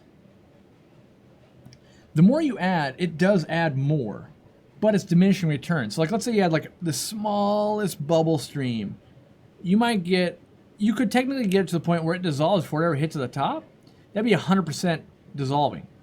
And let's say you just had like crazy amounts of air going and the you know, water splashing everywhere. It's insane. You might only be at a 1% dissolving rate. So the efficiency on that is horrible, right? So, but there's always a sweet spot, and if you're just looking to add oxygen, then very small amounts would work really well. Now, bettas being an anabantoid, they want to get air from the surface anyway, so, but you might have other animals in there. If you're looking to move, like that's what I was trying to do in this aquarium, right? Let me make sure I can see where I'm pointing. Like, I just wanted to make sure that the water and debris didn't get crazy stagnant inside of this decoration. There's one big decoration, and honestly, I thought, I want to put air in here because I like air, so I'm doing it. And so I put one in each, and it's not so much to actually add the air, because the air, I've got a bunch of air stones in the sump adding a ton of air. And then over here, you can see the reflection that's actually behind this big stump. I felt like it might get a little bit stagnant there, so I added one there for circulation. Now, with that, again, crazy amounts of flow, you're going to get a lot of turbulence, and you might be blowing that betta around. But I try to keep it, like if you watch the sponge filter video, a nice even flow pattern up really starts getting stuff moving. You know, if you've ever added a water pump to an aquarium, it doesn't take that much water. You can have like 100 gallons per hour, and over time, it'll start getting going pretty fast because it starts, you know, getting that water moving. So, but yes, using a little valve. I don't think I have any. Do I have any? Ooh, look at this. This is like a rare item. Sold out. Should hopefully comes in this week. It's in that cargo container. I hope. But yeah, getting a little air valve to dial it down. Ooh, and I should start the campaign on this already because people are gonna freak out. After we sell another 7,500 of these air stones, the felt is going to change from blue to green. And you better believe I've thoroughly tested it. Wait, I think I've got another. Do I still have the test?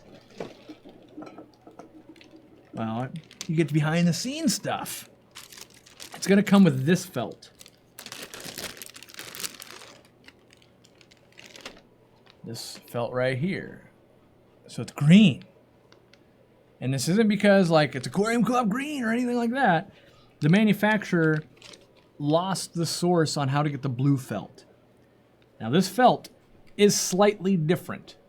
I've already fought them for a year straight and made them buy all the blue felt that factory had, but we're now going to run out. This is slightly not as much to my liking because the bubbles are a little bit finer. You can't get like the super, super coarse bubbles. Well, I shouldn't say can't. Not as easily. So the green felt, it's totally going to work. Most people would probably never notice unless you'd bought one before. You'd be like, hey, it's blue to green. For the average person, it's going to work the exact same. But just know that that green felt, maybe I can show you guys. I'm going to open one here. And this, by the way, was a CO2 diffuser, not our favorite build, so that's why we never brought it in. But I did test it a bunch. This is, we got word of this last year when we were in China. It was a new product, and they were moving towards it. But you can see here, well, I don't know if you'll be able to see. How do I be able to see if this can... Oh, focus. Block my face. You can see that the blue is slightly thicker than the green. The green is slightly more compressed. Not by a lot. Like we're talking, I don't know what measurement that is, but 1/32 of an inch, 1/64 of an inch, like barely. Because it's slightly more dense, the bubbles are slightly more fine. And so it's like if, normally as I explained in the video, normally you take an air stone and it's already like, well, I'll show you. Block my face here. So it's like this. Normally, I'm going to compress it by doing this anyway, so I get finer bubbles.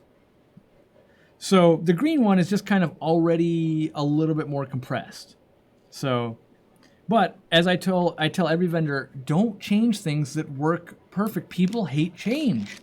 Like we're gonna get X amount of bad reviews like, I loved it when it had the blue, but now that it's got the green, it's unusable. And it's like, trust me, it's not unusable.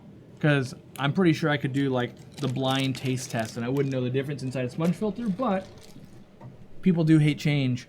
And so I'm going to get the word out now. So if you really got to like, oh gosh, I got to have the blue ones. But I'm telling you, if you're a normal human being, you're going to be like, there's no difference, Corey. And I'll be like, yeah, I know. But such is manufacturing.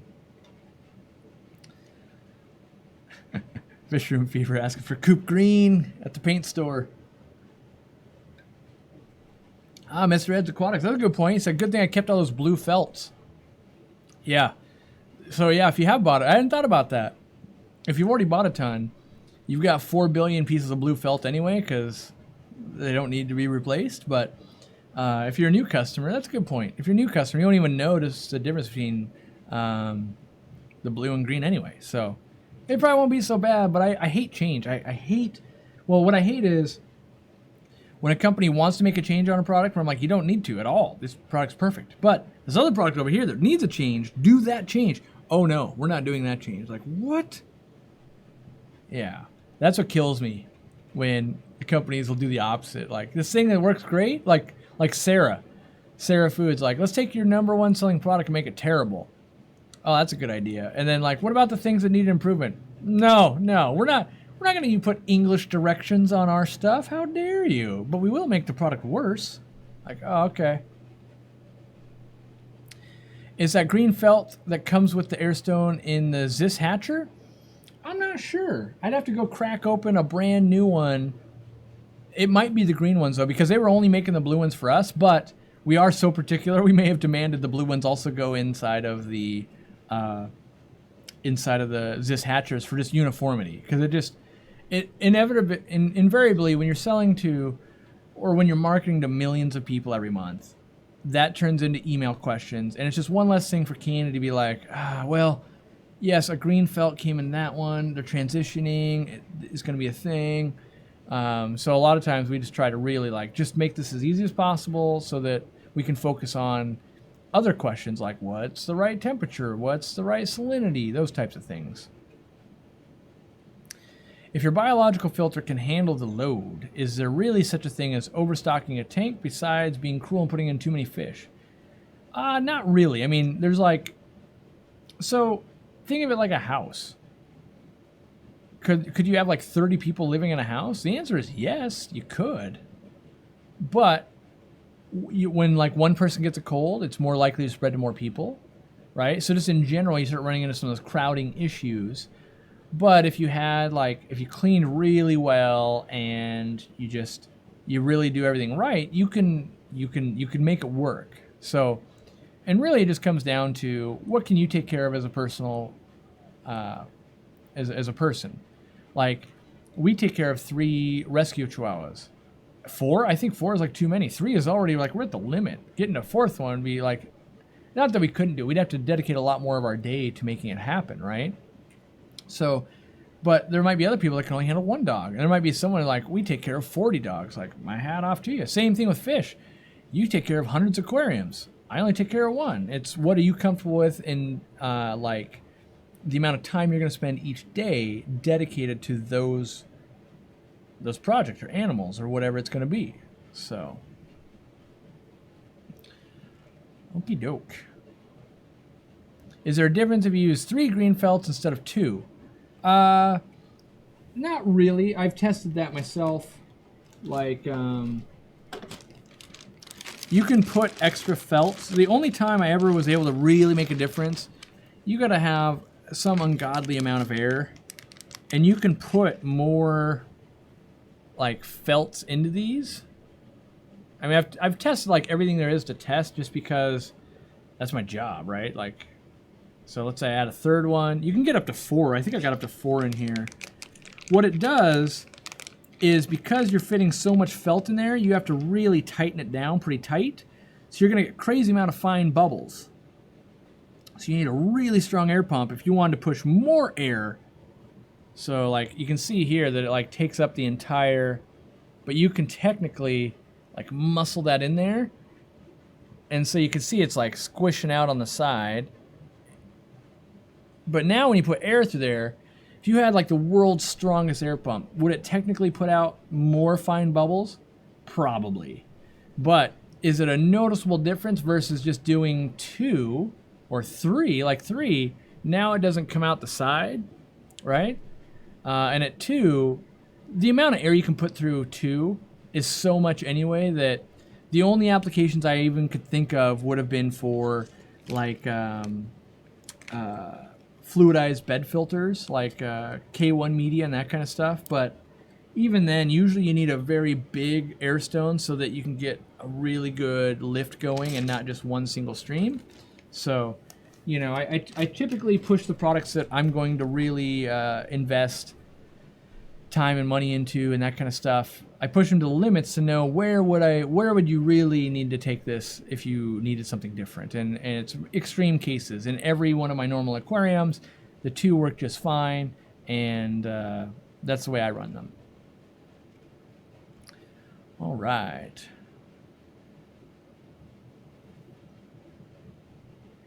If you just want to try doing through water changes, start by doing 20% 3 times a week. This is an answer to someone else because this won't make sense because I don't know what we're talking about. Tips for setting up a new dedicated fish room for the first time, not completely from scratch. I've got some husky racks and 6 10-gallons, planning on central air. Any other ideas for a solid start? I've given lots of advice before. I'm not sure any of it really resonates, only because when you get to a fish room, you got to experience it to know what you like. You got to know, like, what's going to work in your space. How much time do you have?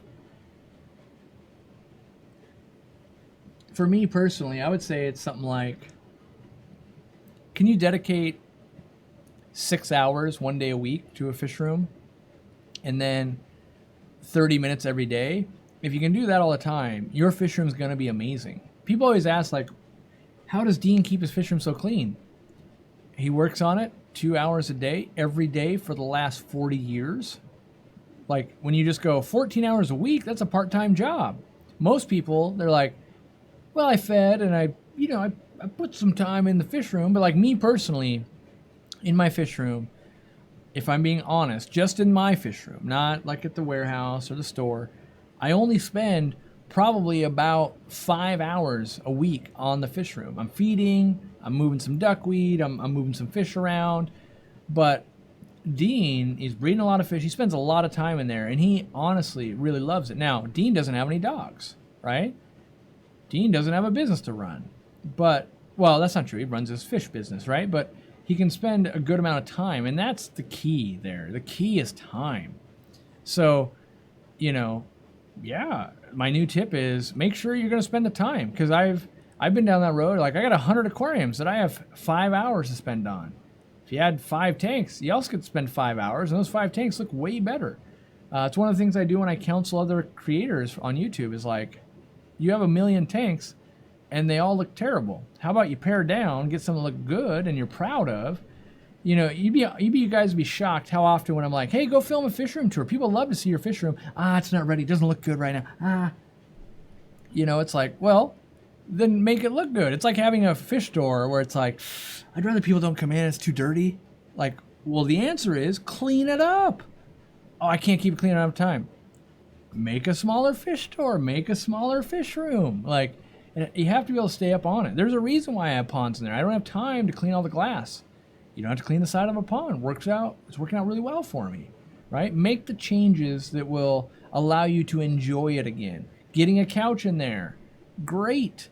Because now what I do is, like, twice a week, I manage to sneak in a 20-minute nap between like a conference call or something, and I'm laying there and I look over and like, yeah, on Sunday I'm totally gonna work on that tank. I want to do this and that. Just spending the time there helps me go, yeah, that is, when am I going to do that project? I was meaning to do that. So yeah, time. Time is the secret. All right. James Gray became a new member. Well, thank you. I might have missed that. What makes a fish store good? I think the employees. So, no matter how good a fish store looks or doesn't look, when you have great employees that are knowledgeable, trying to help you know what they're doing, like that's a weird statement, because like Ocean Aquarium, that guy knows what he's doing in that element. If you're running a natural tank, that guy's really good at it. If it was to be a saltwater store or a high-tech CO2 planet tank store or an African cichlid store, he'd be, people would treat him like he doesn't know what he's doing. So, but Justin really knows what he's doing in that natural aquarium type store, and so he's a treasure if you're into that. Now, what kind of aquarist are you? Are you going to find the treasure over there, or are you going to go, this guy's terrible, look at him, he's keeping African cichlids plants, what a noob, right? But he's in his element. Now, if you're looking for that element, it's amazing. So that's what makes that store amazing for you. But if you're looking for a best African cichlid store, like, well, you got to go find that store, and that's what's going to make it amazing for you. And who are you going to connect with? Like, for as much of you guys that enjoy listening to me, there's 10 people for every one of you that can't stand the sound of my voice. I'm a heretic. I only talk about things I don't know about. I'm always spreading misinformation. So it's who you connect with, right? And so I think that's what makes a good store. Usually when you're connecting with someone, they have healthy fish, their store's not terrible, they're not mean to you, the prices are fair for the advice you're getting, and it's all relative. A store in San Francisco has to charge more than one in Oklahoma. The price of rent and all that kind of stuff is going to be different. And so, find who and what's going to work for you. Like, our prices in the retail store keep going up. Our buy prices have gone up so much in the last year, just from tariffs, from COVID, supply issues. We literally found this 2 weeks ago. We were selling Wonder Shells for only 14 cents more than we were buying them from, because the price tripled in the last year and no one caught it. So you're going, Wonder Shells went up in price. Like, yeah, for the past 6 months, we weren't making any money. By the time we put them in a box, we lost money. And so, hopefully you have that connection with them and you think that they're doing honest work. And so when the price goes up, it's not just because someone wants to make more money. It's because, like, well, their price went up and things happened, right? And that's where we keep raising the price on our stuff at our retail store. And it seems crazy to me because on one hand, I'm like, this is crazy. I would have never paid this much 12 years ago. But now we have employees making much more than they ever did 12 years ago. We have health benefits. We have the price of the item has gone up. It used to be this fish costs 50 cents. Now it costs $1.50. And meanwhile, in that time, we never moved the price. Like, it was always $3, right? And so as we were doing this stuff, and to be fair, we're not hearing anyone complain or anything like that. We're still quarantining. We're still doing everything we do. We just feel guilty. And that might sound weird, but I feel guilty. And I'm like, we're raising the price. You know, it just seems like this fish should never have to cost this much. But at the same time, I'm doing the same thing. When did a number 3 at McDonald's cost $11? Like, and depending on where in the country you are, I mean, like, it doesn't, dude. Well, okay, yeah, go to San Francisco or like Seattle, and all of a sudden you're like, oh my God, a number 3 or whatever, you know, insert random number here. The price of some things have gotten crazy expensive. So, you know, it's one of those like, you know, I'm not going to cut the corners when it comes to the animals and the products and that kind of stuff. So we're just going to have to charge more and educate people on why it costs more and connect with those people that want to pay more. There's always a way to get it cheaper. I mean, we could all just steal everything, but, you know, we'll find the people that it makes sense to work with. All right. Scott Peterson with a $5 super chat. Scott, are you a member yet? I need to find a way. I want to convince YouTube to show if someone's a member on the super chat thing and then only make it all answered if you're a member. Because I want you guys to get the value out of it. Like, I just think there's better value. I'm going to answer this question anyway, but I hope you're a member, Scott. I've got a 36-gallon tank with 20 cardinal tetras, 8 panda cories, 3 autos. 1 auto is always out. Okay, so like out and about. Never see the other 2. What could cause this? Could be too intense a lighting. That's what I would say. Like, they're not super reclusive or outgoing. Adding a few more, you might get a few more schooling action going on, but I don't know that they're a fish that you can really control outside of maybe some floating plants, turning the lighting down a little bit. You don't get a lot of aggression out of autos, so. Jeff Schaefer just became a member. Welcome to the team. Fish Room Fever is looking at a second co-op linear air piston pump. Recommendation for the best placement in a loop, opposite side of the loop, or next to the first pump is fine. In my experience, it doesn't matter where in the loop. So at the store, I've got one on each end, just because that's where it made sense to put them, because there was already high places in my fish store to put them. At Randy's fish room, put them right next to each other, because that's where it made sense. In my own fish room, I would put them right next to each other, just because I've got a spot for it.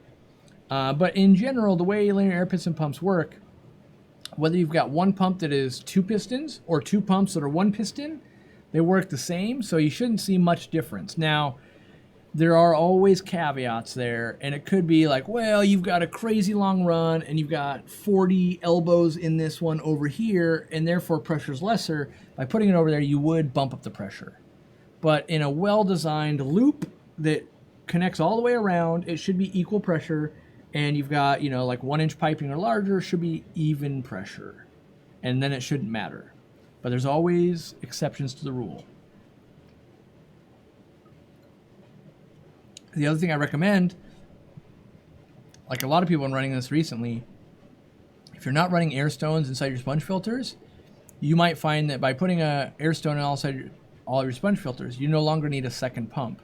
So many people were using a ton of air to get what they needed, and it turns out using the air more efficiently now means you use less of an air pump, which uses less electricity, which makes less heat in your fish room, saves you money long term. And that's where I try to, in business and at my home aquarium, I look at the efficiency of like, well, okay, if I can use less air, I use like less electricity, saves me money, saves me heat, does all of those things, and that's beneficial long term. Because I try to build, like, I don't see myself getting out of a fish room for, many, many, many years to come. And so I do invest in that equipment. And you might be going, my sponge filters right now don't allow air stones. I'd look at you and go, yep, you can invest a couple $100 in an air pump. We can invest a couple $100 in a sponge filter. If you're running like 55 or less air drops, investing in the air stones could work for you to save money on the power and all that stuff long term.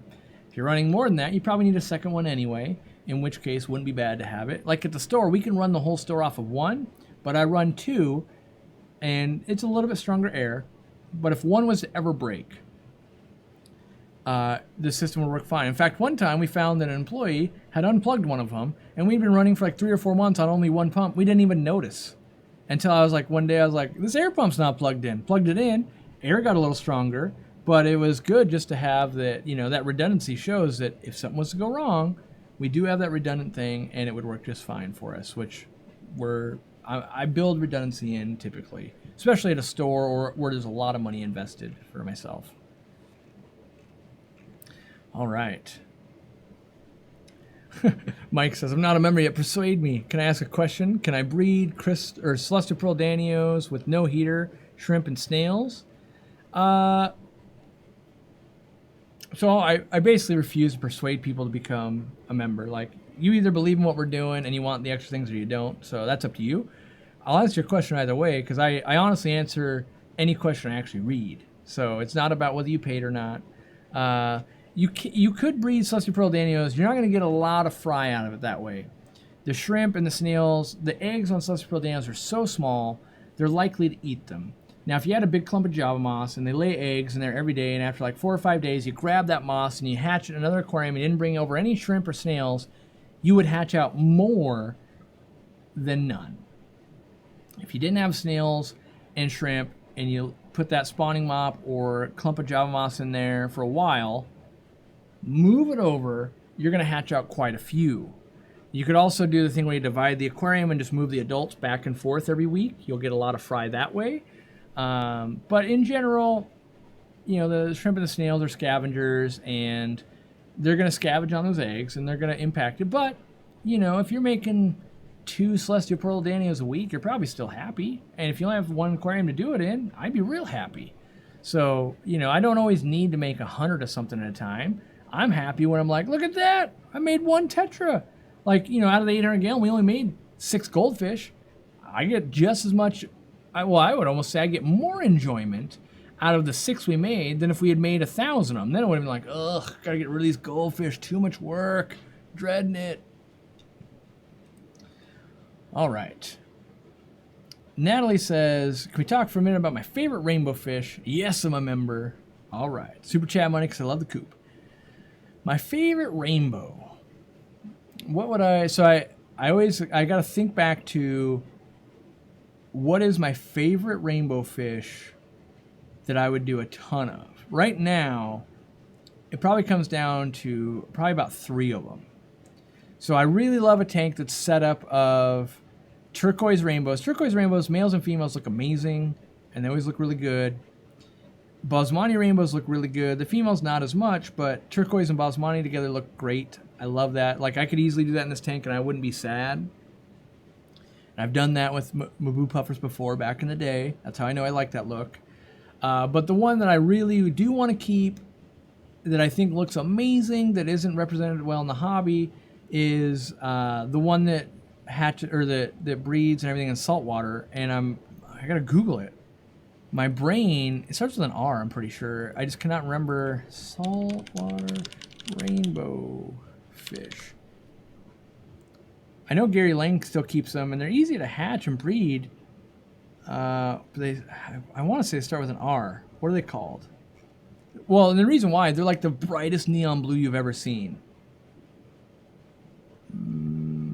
Of course, I cannot find them in a Google search. I want to say they're like reticulatus, but let me just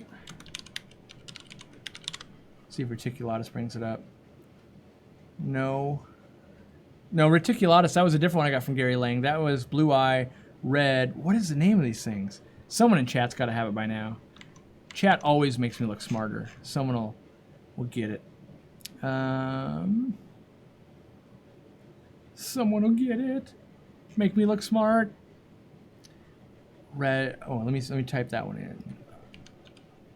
Well, being I can't pronounce it, I feel like it's not that one.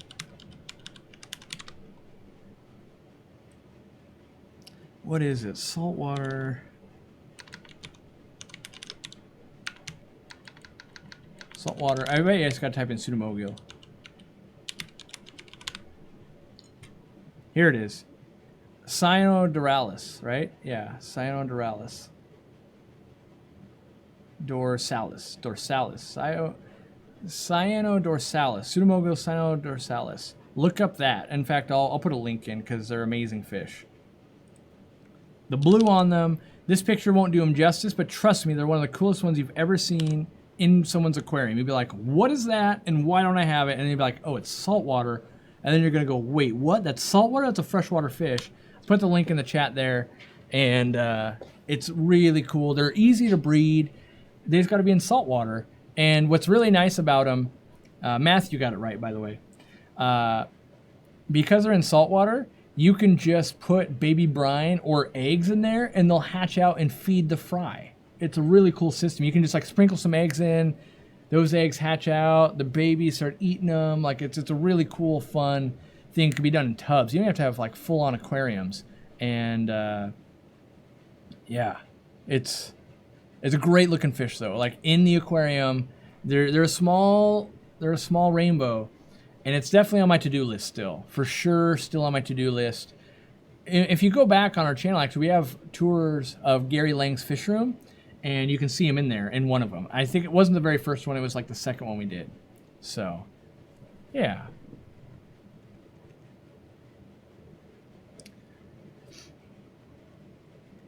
All right. So Gordon says, it just seems... if one spends a ton of money in the store, being asked to send money to become a member is a bit off-putting. I know memberships help at the bottom line, but you're right. That would seem off-putting, but it's like, so for instance, people assume we make a ton of money when you buy stuff. There's plenty of stuff we don't make money on, you know? So like in the store, I'll use a store example. Someone comes in, they go, I'm gonna buy all my stuff here and I'm gonna ask you all the questions and, you're going to owe me because I'm spending $1,000 on buying the aquarium, all the fish, all that stuff. And then you spend 30 hours with my employees, and then at the end, we actually lost $100 doing all that. Because you bought the aquarium, you're going, I'm going to buy an $800 aquarium. It's like, cool, we spent $720 on the aquarium. You bought it for $800. You paid with a credit card. That was 2.75% of that. And you're going, wait a second, that's $3 times, it's $25. Okay, so there's $50 left on the table. And then it's like, oh, and then we had to, you know, pre-order it, and then we had to load it in your car, and then you spent an hour with an employee ordering it, so we had to pay someone $20, but then we also paid their healthcare and all that. It's like, well, that was $25. So now there's $20 left on the table, and then you're like, but you owe so much more, and it's like, yeah, I mean, don't get me wrong, we are very grateful that you're buying from us and that you're getting into the hobby, and we want to help you, but we also need to be sustainable. And that's where this goes too. So like membership money, what's all that about? It's like, well, we did buy microphones for a bunch of creators. We are doing a lot of other things behind the scenes. We donate money to projects, you know. We have lots of information we give away for free. And so, yes, is it off-putting for you? It probably is, and you should never become a member. Do other people want to donate? Sure, go ahead and you'll get some rewards. But I don't make it so that you're missing out, you know, like you're going to miss out on the third unboxing of the week or the month, right? Like, okay, it's not really missing out. You're not being held back from information or anything like that.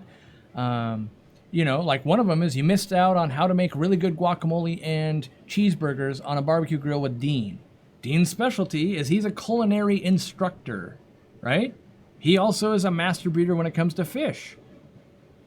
Learning how to make that guacamole and cheeseburger might mean nothing to you. For someone else, might be like, that was super useful and it was fun. We had a fun time eating and testing things out in a Friday night a few weeks ago. Now, that, like the reality is, Dean does that because he wants to connect with members and have a good time. When you buy airline tubing from the store, that doesn't do anything for him, right? And so... but what does do things for him? When I take him to Peru last year, right? We pay to take him. Memberships help do that, right? So there's all these things that, you know, it depends on what lens you're looking at it through. And by all means, we make money over time with transactions. There is that. But there are transactions that literally lose us money. If you order one Airstone and we ship it to you, we lose money, right? So there's times when people are like, I'm doing all this stuff. Like, well, yes, but... overall, we have to look at it from a big overall picture, and the big overall picture is memberships help us accomplish things. It helps us do things with YouTube. It helps us give money away to other people. Like, why would you be saying you need money if you're going to give it away? It's like, well, that's part of what we do here. We do work on other projects besides just building the aquarium co-op empire as big as it'll go. We also want to help other creators, and by helping other creators, so if you watched Steenfod Aquatics, if you watched what he filmed our unboxing of plants with 2 weeks ago, which was a GoPro, and the sound quality and everything, and then you watch the video he put out Sunday where he bought a new camera. He bought that with his own money, which, by the way, we used some of the money we got from memberships to incentivize people to become members over there so you could afford a camera. We sent him basically a set of these mics, which are $240, and so now his video quality is insanely good. Now, what would someone like Gordon Simmons get from that? If you go and watch that video was about how to save money in the hobby and buy things from the dollar store. So we just took money that completely loses us money. We invested it into a project that loses us money. If you go and buy stuff from the dollar store, you're not buying it from us. But we see that as the greater good of the hobby, of like, there are people that will need to buy from the dollar store, or there's a great idea, it's in that video to watch, and now everyone's better for it, and it might be something that we don't sell, and we never plan on selling or anything like that. So we realize that this hobby is much bigger than Aquarium Co-op. It's you guys, it's the 1,000 people watching, it's the other creators, it's the other stores that are struggling, it's the other things going on. And so for us to be able to do some of these other projects, because if all I had to do all day was just buy our stuff, we sell our stuff, I never had to be on here, I never had to have this, almost $3,000 camera, this $400 microphone, like, it becomes a lot better thing on a profit loss statement, right? But we want to do a lot more things, and that's where some people kicking in, you're going to get the benefit whether you ever become a member or not, because if we used membership money to buy this microphone, you get it for free right now. You might miss out on Cooking with Dean, because that was a really fun live stream, and we might do it again sometime. But, we're not going to hold back the, here's how to treat fish, here's how to keep your aquariums cool or something like that. And for every sale that does lose us money, there are 10 that make us money because we're forced to do that. We also know that things are always changing. So while the postal service is very difficult right now for us, we also know that during the elections, because they're worried about how are they going to get mail-in ballots to work with the pandemic, every package that we ship is going to go up by 40 cents. That might not seem like a lot. 40 cents, what's the big deal? We ship over 10,000 packages a month. That's $4,000. That's someone's wage for the month. That's more than all of the memberships combined, just because they're just going to do it. And so our option is switch to someone like FedEx and be like, oh, the shipping is twice as expensive, or pay 40 cents more. We're just going to absorb that. We're not going to raise the shipping price or anything like that. And some of the memberships and people buying from us, all that makes sense. But yeah, that's why, it can be off-putting, and I totally get it. It depends on where you're at. If you've only ever been to the symphony once, you're probably not a person that buys season tickets. Just like I'm the person that doesn't buy season tickets to the football game, because I've been once. I think I've been to a football game once ever in my life. It was fun. I'm just not the guy that's going to become a season ticket holder, which is essentially becoming a member. Everyone's at a different spot in their lives, and there might be a day when you become a member, you're like, this is totally worth it. Might be a day when you're like, it'll never be worth it to me, and that's fine too. Really, we're just looking to offer things to people, and if they want to do it, great. If they don't, they don't. Don't worry, we're still going to do tons of free stuff. We still, have a blog writer on staff. We still have Jimmy. We move people across the country so that we could make better videos for free. That's the thing. So, what I like to do is whenever I really start thinking about it, I go, well, we could be Amazon. One of our business model could be put everything on Amazon and not have a public face anymore.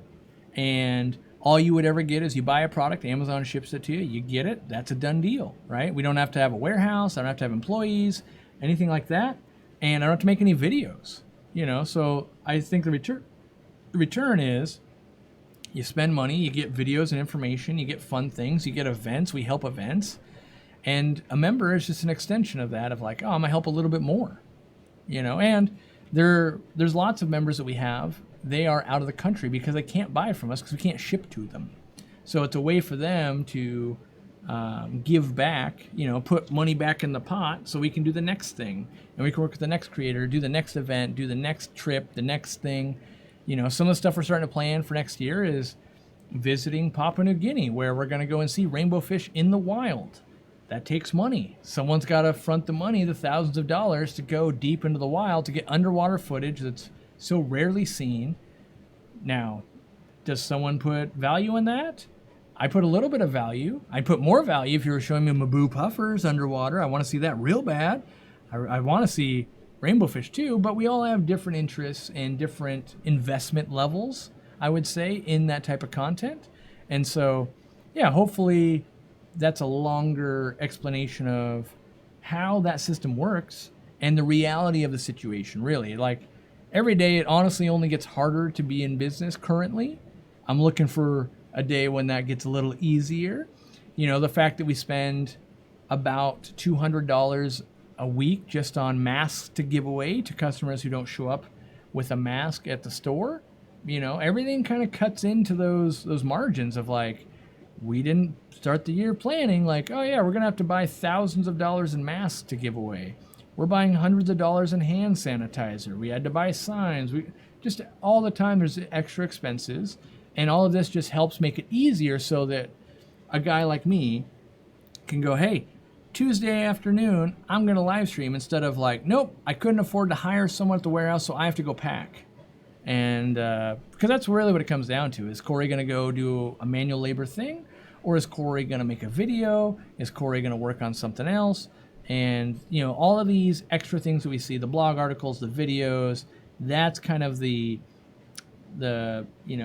icing on the cake of like, if we don't have the cake, the icing doesn't do anything. So we got to keep the cake moving and going, and then the icing, and then we try to just make that icing better and better over time. So, all right. And remember shareware? I don't know what shareware is. I don't know.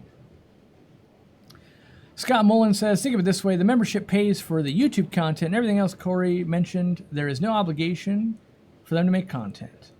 I mean, I will say there's a little bit of obligation of like, I would be lying if I said Aquarium Co-op isn't better off for doing YouTube videos. It brought us a lot of publicity and that kind of stuff. We may have only ever been a good local fish store, and I'm okay with that too. I would say at this point, it's what keeps me going. So I've made over 1,000 videos. Why keep going? Well, to do these projects of like, I don't have unlimited money to fly to Papua New Guinea, bring someone with me, hire the guides, and do all of that. But if you guys are willing to help invest, I will sign the waivers to put my life on the line to go get footage where cannibals exist. Like I'll be going with Chris Lukup, and on his wall, the last time he went, like 10 years ago, he got into some pretty scary situations. He bartered and was able to buy the bow and arrow that had human blood on it so that he wasn't killed, right? So that's why you don't get a lot of footage out of there. And there's obviously the gangs and the rascals and that kind of stuff that goes on.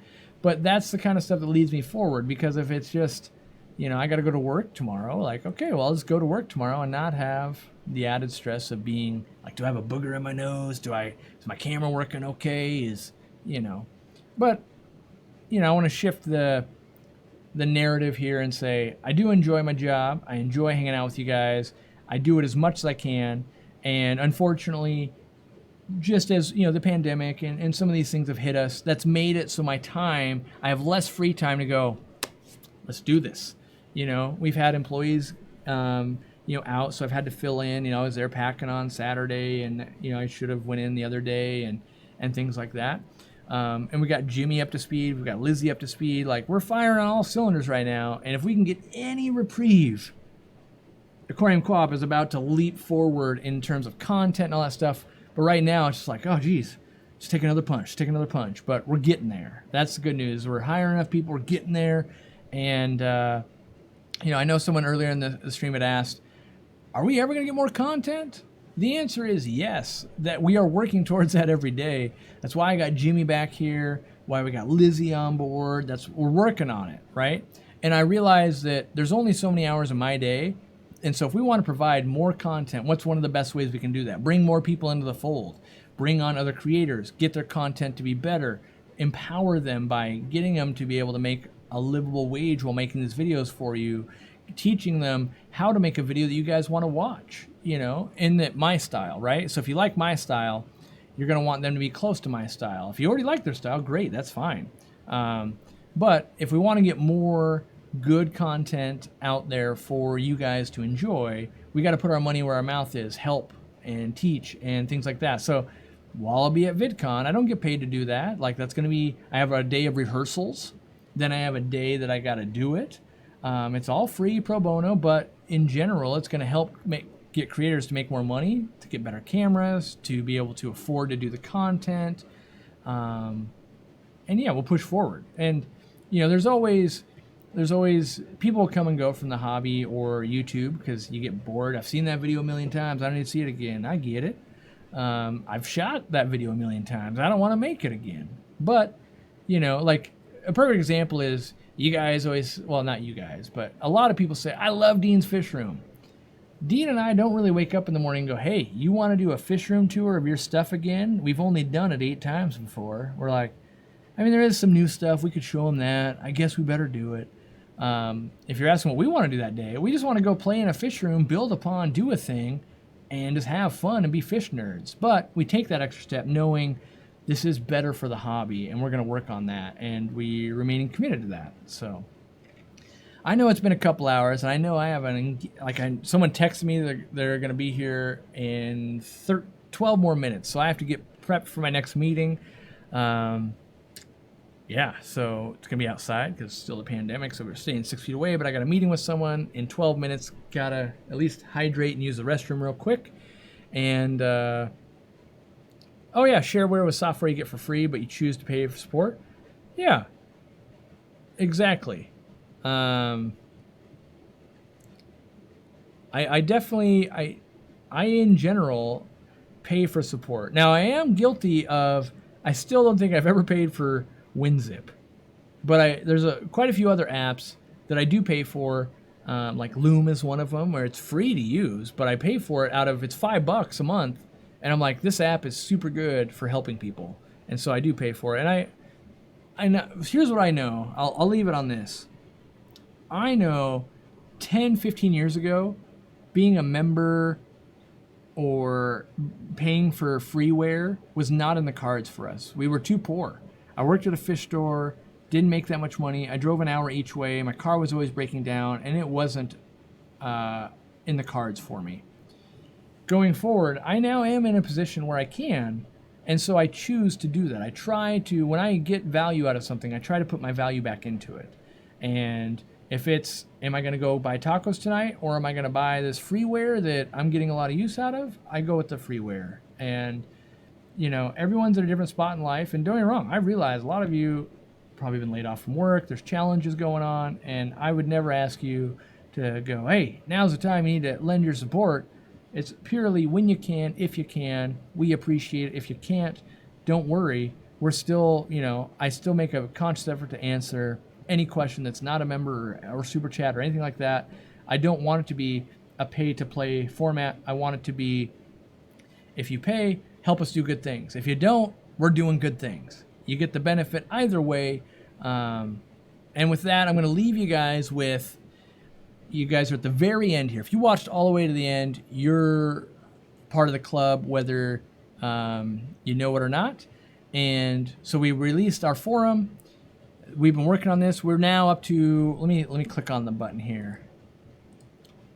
We now have 667 topics with 4,890 posts, and I want to bring some more people into it. So at first we brought some brand ambassadors and some members in. We tested the forum. There's bugs to work out. There's things to do.